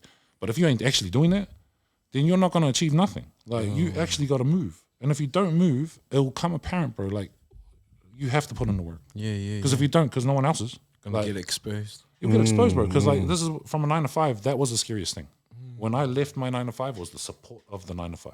Yeah. Was the business there. I've got resources. I've got, I can steal all the paper I want and all the pens I want. I can print as much as I want. I can print as much as I want. Oh, they got a printer. I've only got a broken iPhone 6. There's a whole lot of things, but ultimately you're just like, nah, man, I got it. Like, I know, I love what I do. And just understand we're great, man. Like, we're great. Like, we really are. Like, so if you don't feel great, and this is not a cultural thing. It's not just Pacifica people. It's anyone who's in poverty. It's anyone who's growing up with just like redheads, bro. They get mocked just as much. Like, they really do. And like, they're just as uluvale as we are. Like, I teach these cats. They're uluvale, bro. They're high energy. Like, you know what I mean? They're high energy, just like our kids. So to me, I always say, it's like, yo, whatever struggles you have, whether it's being in trouble all the time for being uluvale, for being naughty, all these things, that naughtiness, if you can harness that thing and point it in the right direction, you'll do way better than a lot of other people, because people are lazy, bro. People eat us, for real. Heaps of them are. Man. And yeah, we'll just believe that they are, and just work hard and believe in what you do every day. That's so cool. I appreciate what you saying there, PJ, because I think you're absolutely right. I think there's a lot of guys out there who, you know what, I'm going to take that step. I'm just going to go for it like you're saying. But I appreciate the fact that you're saying, hey, once you take that step, there's get ready for the hard yards, man. Get ready for the disappointment. Get ready for the failures, all that kind of stuff. Yeah. But I think I love what you said in terms of, hey, there's some guys out there. Hey, let's do it. But I just want to do it because I just got this card. It's got this title, my name on it, That's right. and it's just raw, half pipe. It's just okay, just that's enough. Yeah. But I love the fact that there are men like yourself, more so Pacifica men, who are really taking that leap of faith and say, hey, I'm just going to do it. I'm just for the long haul. I'm just going to go for it. And regardless of all the crap that happens and all the hardship, I'm still going to pursue it. And I think, because it does sound easy. It sounds easy. Okay, just do it. Okay, just do it. Yeah. And I think a lot of people get stuck with how do I do it? And all that kind of stuff. And then you're absolutely right, what you and Charles were saying. The security is no longer there. My wages, all that kind of stuff. But I think the more Pacifica men who are kind of courageous enough, and I think a lot of them who are watching this are going to be encouraged to say, yeah, man, you know what? I'm quitting my job tomorrow now. Man, you know what? What he's saying makes perfect sense. And for a lot of them, it's going to resonate with them and go, man, there's a lot of truth in that. Maybe I need to back myself. Yep. I need to, like you're saying, confidence. I need to back myself. I need to really believe I'm worth it, that I'm good at. And you're right. Yeah, and you can do stupid things like quit your job tomorrow. Like you can do it in a stupid way, but there's consequences to all your things, right? Like, okay, I won't quit my job. No, but that's it. It's like you can listen to all the Tony Robbins. You can listen to all these things. They all saying the same things, bro. And half the time they're hustling you. Like that's their hustle. Their hustle is to motivate you, right? So if you feel motivated, cool. But remember, their journey is their journey. Yeah. So try not to take the step-by-step approach. Like there are steps. There are like listen to Nipsey Hussle. There you'll learn more there. Like because that guy will give you steps on how to make money. But don't try and sell drugs. But this is the thing. Like it's I think for us as Pacifica people, one, fill yourself up. Know yourself. Because I talked to my nephew the other day. I dropped him off to school, and he's year 12 at Sacred, and he's just like, I was like, bro, what are you doing? What are you gonna do? And obviously that question to all kids are like, oh. But he used to be adamant he wanted to be an architect, right? And then he was like, I wanted to be an architect, but I don't know. And I was like, all right. So do you like looking at shapes all day? Like, do you look at buildings and does it make you happy? Like to look at a building and go, wow, that's really well constructed. Like, I really like how that was. I wonder how you think. Do you think about that all day? And I asked him, and he was like, no. So why do you want to be an architect? Like, why you want to do that? It doesn't excite you, bro. Like, he goes, what excites you? And he goes, gaming. And I was like, okay, fair. Like, sometimes you don't want to hear that. You want to hear that shit from. I was like, well, so how often do you game? And he's like, a few hours, blah, blah. I was like, so what do you get? What do you like about it? Like, are you any good? Like, have you been putting in work? Are you going to get paid for it? Like, because if you like it, you need to get paid for what you do. Like, because time is everything, and this is the problem. Don't ever say time is money, because time is way more valuable than money. Way more valuable than money. People are trying to get money so they can have time. Like, like they exchange it for it. Yeah. You know what I mean? Like, and so because that's what I understand I have now is I get to take my son to school. When I work retail, I never did because I had to leave at 7. Like, but I get to take him to school, and then I go and do my things. I work around my family, so my schedule. So though I don't get we're starting to see some money, we're starting to see some revenue and things like that because we're working smart. We're not just working dumb. Like, we're not just out here running around. We're trying to focus and be sustainable and leave legacy. So we have to make sure that we can go 10 years into the future, 20 years into the future, and that's something that's going to stand and that's going to be. And whether they remember my name or not, I don't care. But the building will be there, and the people doing it will be there, and they learn from us. Who cares who, bro? Like, just be a leaf in the wind, bro, and done, gone. Like, I'm okay with that. Like, I'm okay with leaving that type of legacy. But I think for my children, and I think for our people, man, you just got to do what you really enjoy, how you spend. Just to keep it simple, keep it real. Like, honestly, when you're setting goals, keep it simple, man. Don't be specific, and don't ever make it material. Because a material thing, I know the richest. I know some of the richest cats. They still crying in their Lamborghinis, bro. Like, you know what I mean? Like, a Lamborghini still doesn't help them emotionally, or a massive house doesn't help them emotionally, and they're unhappy, half of them. Like, so I'm like, I can't be unhappy in a mansion, bro. Like, I'd rather just be happy where I'm at. So for us as people, again, if you want to be entrepreneur, if you want to change your pathway, you can. If you do it in a reckless way, you'll get reckless results, and that's okay. Sometimes you go fast, and sometimes you're lucky. because you're putting it out there. You know what I mean? Like you're just doing it. You might think, but you might fail. And then on that failure, you can't just think, oh, okay, that's it, done. This is the long haul. Like if you're in it for, if you want to build something sustainable, That's good. because everything's a pyramid scheme. Everything is. Anyway, Business is a big pyramid scheme. Instant results. Everyone's trying to be an instant Kiwi. Scratch it, try to win. That's right. Like, hey, what's hope in South Auckland is lotto. Like, you know, or it's the pokies. No, that's not hope no more. Like my mum used to say, oh, you're going to have to win lotto. I was like, hell no. I'm not even going to buy a lotto ticket. I didn't want to. I don't like buying lotto tickets because then that's, again, false hope. I don't want to. Stop buying lotto tickets. I know. No, dude. Yeah, hey, I grew up on that. So it's really like I've had a tainted view about it. So yeah. Oh, that's good, bro. I just felt like just sat in a masterclass. Eh? Yeah, some nuggets, Shot man. also Some has nuggets, so much PJ. good nuggets, and I've been inspired. And oh man, just want to honor the work you do, brother. But tell us, PJ, because what is it that you and your wife are doing in terms of the core business? Is it the basketball business or is it just... So Foundation Basketball Limited is my sole company. And so ACB is an umbrella. So what we did was I created Foundation Basketball, which is limited liability business. So that's the easiest way to start business. It's about $150. Like for real, if you want to start a business and be a businessman, register yourself. Then you're a businessman. Like, you know, that's it. Like if you own a business, doesn't mean it makes money, but you own it, right? Registered, eh? So little steps like that. So like, you know, if you want to be an entrepreneur, start a business. Like for real, like just go register one under a name that you want and get it costs you about $150, about $200, right? Because you got to get a domain as well. But like, I think, what's the question? I lost. Oh, no, your business. Tell us about your core business because I want to know what... So Foundation, so I use basketball. So my premise with basketball is that it is, I take it from when I was at the Velodrome, what it did for us there, what kind of space it was. And it was a safe space for us. Like all the gangsters used to come. Like I lived on Sandrine Ave. Like, you know, like that's where the Killer Bee started. Like, you know, I was amongst some of these rough fellas. I just never was that way. Like, you know what I mean? I just never was. It didn't appeal to me. But sports did. So when we went to those spaces, I was like, man, this creates like one, it gets these dudes off the road. They ain't out there stealing cars or they ain't like we know the ones. But they're here hooping with us.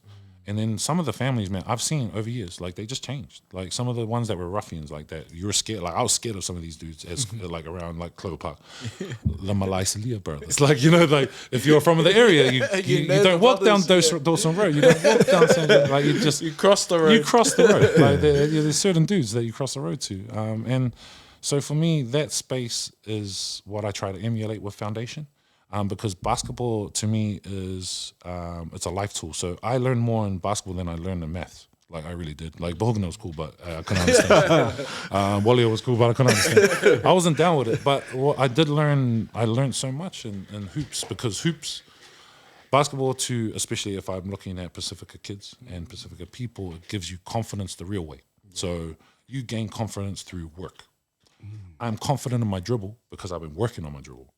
I can't just run down the court and dribble the ball and be awareness without someone taking it from me because you can't do that unpracticed. It just doesn't. Nobody can. Nobody can. So you can be very tall and athletic, but you can't dribble the ball. You need someone to pass you the ball, like Kareem and all those dudes, right? So for me, like rugby, so let's take rugby league. It was easy for me. I was a big cat, heavy. I can catch and I can run, and I had a bit of speed. So yeah, I could score a try. And to me, like I was a superstar after my first game. Like, oh, you scored 5 tries, you must be really good. Yeah. I didn't really achieve anything in my head. I was like, oh yeah, cool. Like I did something, right? But then as you get up in the grades, you understand it's like, oh wait, these dudes hit me harder. Like they hit me harder. Like these dudes are a bit big. It's a bit confronting. And because I didn't put in the work, like, you know, you put in the work, I'm not ready for that. Whereas when I went to hoops, I was no good straight from the get-go. Like, and though I was tall, everyone expected me to do things. I couldn't dribble, couldn't shoot. I thought I was good, and then I wasn't, and then everyone teased me, and then I went home crying. Like that's my first basketball experience. But from that point on, I knew that I'm just gonna work at it, right? And so everything I have in my game, like my jump shot, all of that, that's made from me. It's not made from no one else. No one put in those thousands of hours. Like, you know, like, and this is what I hate. Like, I can own it. Like when someone goes, man, you got a good jump shot. I'm like, thanks. because I worked on that shit. Like I worked on that shit. nice. Like you know what I mean? Like Yeah. I can say thank you for that cool. because I worked on that shit, so I own it. Yeah. Nice. And like so for me, teaching a kid, because what that did for me was to learn to chip away. So things that you really want, if you really want it, you got to chip away, and you're gonna be shit at it for a while. And until you have it, until you work hard enough to a point where you can gain value out of it, then that's when you probably will get paid. So half the time, half of us are trying to get paid for like brands, for like the facade, right? So we're trying to present ourselves, blah, blah, blah. So I say, nah, be real and have integrity. The ball don't lie. That's one of those things in basketball. Basketball don't lie. So you can tell me you've been telling me you're working on your jump shot, but it ain't gonna go in if you ain't been working on it. You ain't gonna have a handle. I'm gonna take it from you because you ain't been working on it. Like, you know, it's just facts. So for me, that gives me confidence. So this is what I do, is I give confidence. This is how I instill it. Nice. You know? Love it. I love it. I love the fact you do that, and I love the fact that you kind of give our people or boys or anyone confidence. And I think that's really lacking, really lacking in our communities, even just our men in general. Just that confidence to give things a go. And I know a lot of our men have all these dreams. Oh man, I want to do this. But because of the lack of confidence, it just kind of hinders them and kind of stumps them. And then just kind of give up before we even. And because we don't have a template, half of us. Like half of us came from hole diggers, came from like cleaners. They came from like, you know, so they don't have that knowledge that everyone else just apparently has. Like, you know, I didn't know that you could just start a business like that.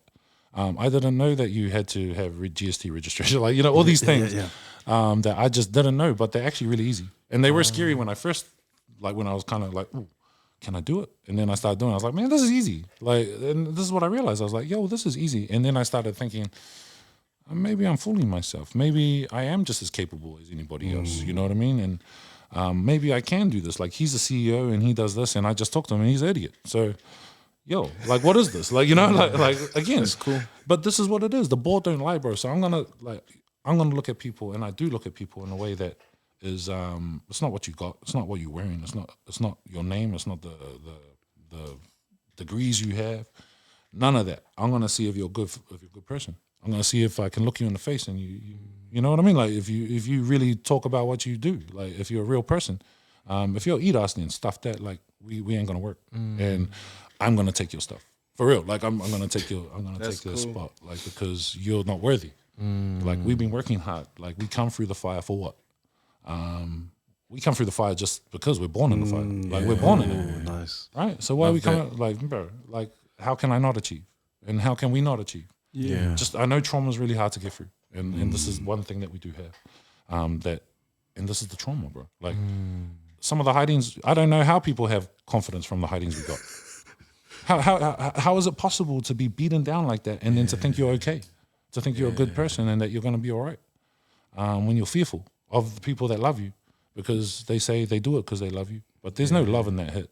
Like for real, there's no love in a hit. I don't care what anyone says. Like my grandfather used to say that to me. I hit you because I love you. I was like, yo, that don't make sense. And then I get a hiding again. And like the thing was for me was that I've always been lippy, and all the smacks in the mouths and all that. I still talk, so it's not gonna work. Like you know, like I've gotten I've gotten so much trouble, bro. Like I can't help myself. Like at family gatherings, I just say some stuff. Like you know what I mean? Like, it's because I'm partly autistic too. Like I just learned this stuff. Are you serious? Oh. Yeah, like we got but it's not a. This is the thing, man. It's not a. Bro, autism is just high senses. So sharp eyes. That's your superpower, man. That's your superpower, bro. And I work with a lot of autistic kids. So foundation basketball. So I work at Stonefield's school. I have programs specific for ADHD children. I have programs specific for autism. I have programs specific for kids who need friends, socialization pieces. I have specific things for kids with self-harming issues. So I've worked with a lot of kids, and foundation basketball is the one. So that's my passion, is the social side of basketball, is the impact that it has and all other outcomes other than just being a good basketball player. Wow. So there's so many more outcomes, bro, from the hoops. Just because you get the hand-eye, you get to open up both dimensions of your body because you have to dribble with your left hand and your right hand. Like, you know, like these things happen. So that physical movement, and I understand that physical movement, especially for polys, we need it. If we're not moving, bro, then we are not in our natural state. Wow. So you know what I mean? That's our natural state is to look, like I said, go look at that surfer's, go look at the surfer's picture, bro, and just look at him and look at his body. Like, you know what I mean? And go, that's our natural state. That's how we're supposed to look because that's how we were raised. That's what our ancestors and they had in mind for us because that's why they leave the damn coconut trees there for us. That's why they planted all these things for us and had this culture for us. And then for us to nearly lose it, like nearly lose all of it. Like we still got the song and dances. Yeah. But what is a culture? Is our culture just a song and dance? Wow. It's not. Our culture is food. Our culture is the way we move, the way we think, our philosophy on life, the way we teach our children. That's our culture. So if we're passing on abuse, if we're passing on sexual, physical, mental abuse, verbal abuse, that's the outcomes we're gonna see. We're gonna see those outcomes. So hey, we're here now, bro. We're all educated. We're highly educated, all of us are. We went to La Salle, fine institute of education. Of course, man, of course. Yes, sir. Hey, don't diss us, for real. Don't diss La Salle. We are high achievers from South. Like half the dudes, half, like I said, like we were talking about before, half the dudes, I was like, man, I'm surprised you're not in jail, bro. Like, for real.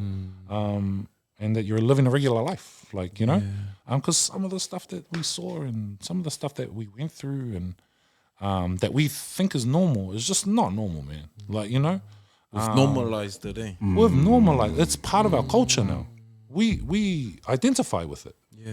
Like, I look at the stuff with coming from Aussie and the kids, like with the rap there and stuff like that. Like, hip-hop in New Zealand's always been, it's been actually a positive space, mostly. Yeah. Hip-hop in New Zealand is one of our biggest outlets as polys and Māoris and stuff, sitting in the garage rapping. Like, you know what I mean? Like, dudes been doing it.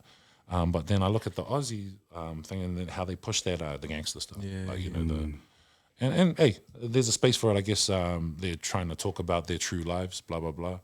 But I already saw it in the 90s with African Americans. Yeah. Like, we saw when they're trying to push that gang culture, it's because that's not a high representation of who we are, though. There's only like 2% of dudes like that. Like, I'm from a gang street. Yeah. 90% of the people weren't gangsters. It's just they make a lot of noise. Yeah. Like, and they're highly, highly influential. So, again, redefine our culture, man, because it's ours anyway. Like, again, I am Samoan, so whatever I do from now on is Samoan culture. Like, so love it, because I am. Like, and I never used to think that way though. Yeah, like, because you're always as a half caste, bro. You're on the outside. Like, like dudes are like, you're not Samoan, so they'll talk shit to you in Samoan, and I'm like, yo, fuck, I understand. Like, what I mean? Like, yo, I understand what you're saying. Fuck, that's highly offensive. Oh man, sorry, PJ, we didn't mean to say that.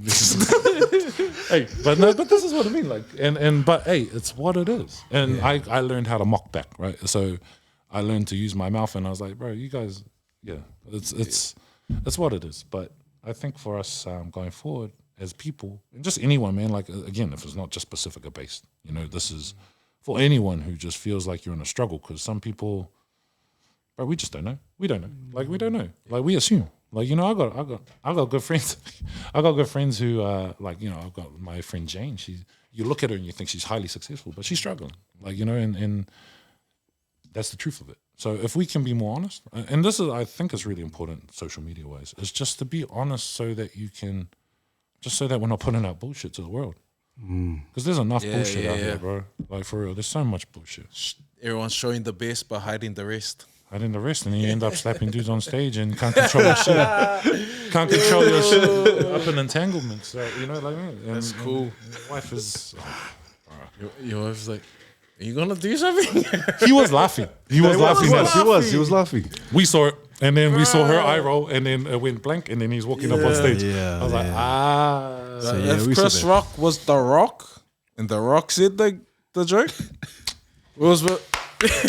She'll be laughing. She'll be laughing. She'll be laughing. No, she'll look at him and he'll be ignoring. Great joke. But hey, it's but this is crazy, bro. And this is what I mean. It's actually kind of wild. Like, I do feel like it's wild out here. Like, there's a funny feeling in Auckland. Yeah. I went up to Russell. I went up north a few weeks ago. It's different. And I just feel it's us that's creating it. Like, here in Auckland. Like, man, they're not even locking doors. Half of them didn't even have, like, masks on. Like, we're kind of fearful down here. Like, and like, once I got back, I was like, it's negative. A lot of us are feeling negative, and if I'm feeling negative and I look at the gas price, like it might break. That's the straw that breaks it. You know what I mean? So true. And I don't know how much more people can take. Like, Yeah. you know, and not everyone's an entrepreneur, so they're not going to run through that thing. They're going to run through it and believe that it's going to be good. Some of them are getting beat down, bro. Like people are getting beat down mentally. And I can feel it on the Kiwi Daddies page. Like you just you get a ideal of the feel of things. You know what I mean? When you're monitoring social media. So everybody, all the men out here, man, let's just be kinder to yourselves. Yeah. Be kinder to Mindful, yourselves, bro. Be kinder to yourselves. That's me. You know, we don't have to compare ourselves to people in India. It makes no sense to me. I never do that. Like I was like, I don't need a bro. Why? Like you know, like my mom used to do those ones. Like, oh, you got to think of those people. I was like, yeah, okay, cool. And then what? Like I'm still hungry. It doesn't make me feel better. So I think let's look at our own backyards. Let's look at ourselves. Hey, sometimes you got to minimize. You got to minimize the scope, because if you keep it open, especially with the access we have to information, and depending on what you're feeding yourselves, like you can feed yourselves a whole thread of hate, and if that's what you're into, if you're into that kind of stuff, you will definitely find it, and you'll definitely don't ever get try and go. All right, I'll think about me. I'll think about my kids. I'll think of the people who are around me, who I interact with. Look after them, right? Look after those people around you. The people who are special. Stop dissing those people for your boss, or stop dissing those people for your job, or other people that you want to impress. Look after the people, and you'll feel so much better.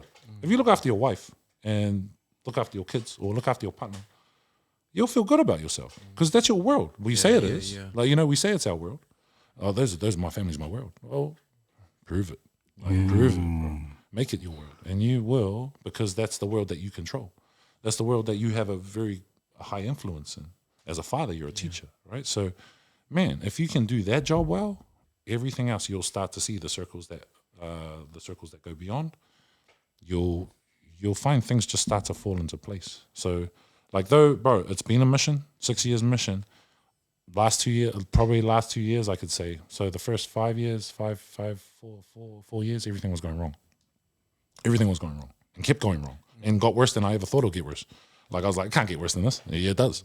And then it will get worse than that. I'm in a good space now. So like, though I'm happy, I'm in control of the spaces, that we didn't give up our sovereignty. Like we could have sold out a couple of times. There's moments where dudes came to us and like, yo, you can do this. But we were like, we started for a reason. Yeah. And if we sell out now, then yeah, we're sweet. We created enough value for us to eat, but then we've just eat us, right? Sitting here, we're going to help the community, blah, blah, blah. And then the first payday that comes, I roll. And nah, bro, like this is not what it's for, right? So, put out good energy, people. Do something good for yourself.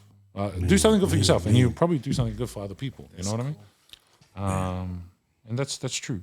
And even if it's a positive thought, like if it's like, man, I'm shit, fuck, I'm fat, fucking just go. Oh, I got, I'm fat, but I can lose weight. Like you just gotta try and say something nice to yourself, even if you don't believe it, bro. Like you know what I mean? Like even if you don't believe it at the time, just say something that's kind of factual. That's kind of good. Yeah. Like that's kind of good. Just say something a little bit good about yourself.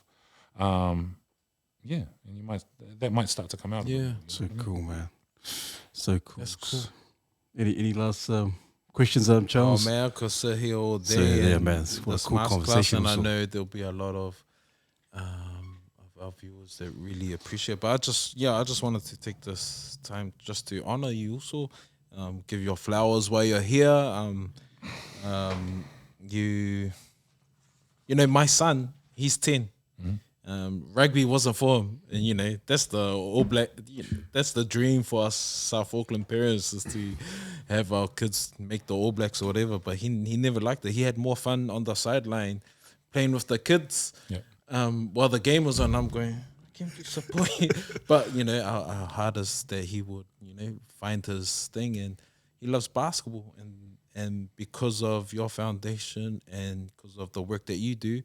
I stumbled upon it, and you know, my son's now going every Wednesdays to La Salle, and he's having fun. He loves it. The guy, I think it's Patrick. Patrick Isako. Shout out to the Mangere United Saints. bro. Shout out to La Salle. them. Just the way he makes it fun for the kids and the way they facilitate them. And my son, man, he's loving it. But I'm watching all these other kids and, man, they got skill. And I'm going, oh. So shout out for the work that you do. Also, you know, basketball wasn't a thing back then. It was though. This is the thing. Oh. And this is, hey, see, I didn't Correct it. I didn't even get into this part. Like, just rugby and like It was rugby. always pushed. Yeah. We all played league. To be honest, last I was a league school. Yeah. We all Until played they league. took it away from them. Yeah, but all our best players came from league. Yeah. Like Tai Savea, Motutoni, Motu, Josh and Carmons, Henry, and Jeff Lima. Jeff Lima, Leslie Vanicolo. Like, you know what I mean? Like, these dudes were all league players and then ended up being pretty good in rugby too. But I think, here's something, you want systemic racism. Why do we push all our polys down this pathway, bro? Like, as a professional sports person, when I look at my options, do I want to play for a 10-year window? Maybe, if I make it that far. And my body will be broken after that. Yeah, but hey, we run through walls for the cause, right? Like for the black jersey, because we're so proud of it, right? We only got here 50 years ago, bro. So I just don't know. About 60, 70 years. Okay, 70 years. I'm being thing, but I just want to give kids a different option. Because because like league was the easiest option for me. My parents were like, go play league, go play rugby because it's free. Like, you know, you don't have to pay money. The fees are cheaper. The fees are cheaper, blah, blah, blah. Nah, man, I want to give our kids more options. Our kids are different anyway. Bro, you expect them to tackle someone these days. Like, half our kids, bro, they've never even had a physical confrontation. Like, they can't even talk to their friends properly. They can only talk to a screen. We've definitely raised them softer. And that's not a bad thing. Soft is not a bad thing whatsoever. Soft is actually a nice thing. It's great to be soft because you're malleable, you're more encompassing.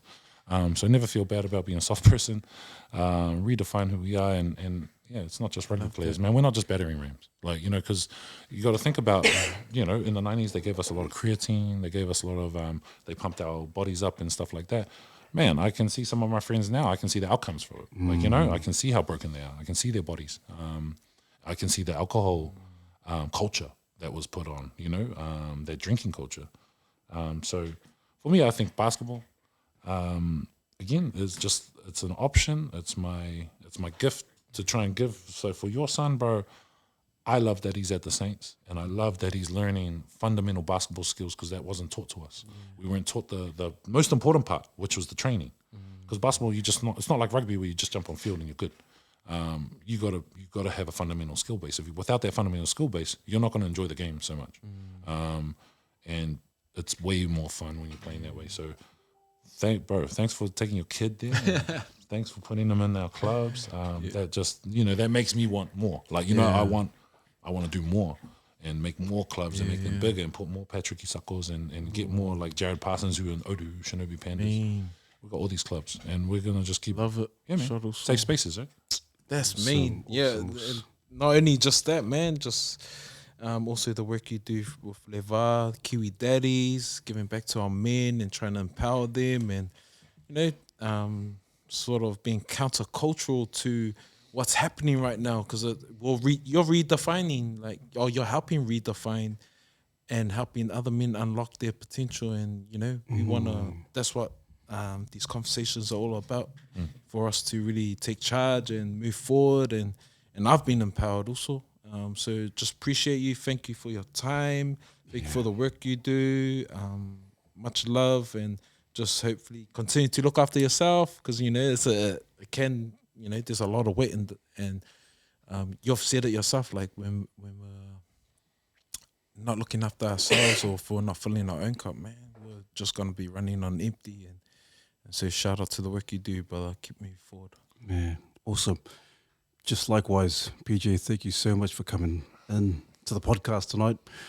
Also, just really rich tonight. A lot of gold nuggets. I love the truth of the courage and the boldness to speak truth. Also, And so just like Charles, my son, he's part of the Saints as well. So him and Obi, shout out to Obi. So they're part of the Saints, Marketing Saints. So he loves ball. He loves ball, and you're right, you're absolutely right in terms of different options. Doesn't like rugby, doesn't like league. He loves football, which is soccer and basketball. And so that's hence why the pictures, the paintings out here of football and basketball. And man, but we can never diss rugby, man. Like it gave us, right? You know what I mean? Like for real, like that was our meal ticket half the time. Like that was our hope. Like you know what I mean? Like to make the black jersey and to see all our Polynesian men who have been out there and been smashing through each other, bro, smashing each other for years for the name of what? Like for professional sports, for the glory. You know what I mean? Like all those things. But hey, shout out to you dudes. Like for real. Like we were having a conversation before. I'm always inspired by Las Aliens because I know where we come from. Like you know, I know where we come from, and there's the old perception of South Auckland. That's real, bro. Like there's trauma there. There's pain there. We walk through it and we all come out. And man, just to be functioning and doing the things that you guys are doing, that's why I come here. Like people ask me to be on podcasts a few times. Not all the time. I'm trying to sound like I'm popular. But I just don't do it because like half the time, why? Like, you know, I was like, why? But I know why you guys do this. And because I've been following a bit. So you guys keep giving people voices, bro, and keep it inspiring because the more you get people, like the more you put it out, right? Regardless if it's from me or from anyone else, the more voices you put out, again, we create a balance. You counterbalance to the negativity. Love that. Awesome. But hey, thank you so much for your time once again. Usually, everyone that comes on, we always give them a bit of a gift, BJ. And so, hey, this is for you also from the Mandate team. Sketch a caricature of you. Man, who drew this? Bro, it's me, man. I was gonna say it was me, but I don't want to take credit. Man, I appreciate that. I really appreciate that. That's for you, man. Thank you, man. Thank you for your time, man, bro. But hey, is there anyone out there in particular you think that would be ideal to come on that you know that hey they have some real? Have you talked to Talks? I might get the hold of them Talks. Talk to Talks, Hey. bro. Talk to Toko Fale, Yes, man. for Jackson. Talk to Tai Toko Fale. That man. Get him to put you on the head. Headlock. Don't be mean. No. Talk to Toko. Okay, no, we'll cool. do so. But Talks nah, Fale. man. Man, I appreciate this. I appreciate this. I like it. Awesome. That's cool. Thank you. No, thank you. And just Charles, you wanna give our guest the last? Oh yeah. Also, any final words for our brothers? Of course. Refine, unlock, and take charge, crew. Malo se voa. But also for woohoo. BJ. Mandate.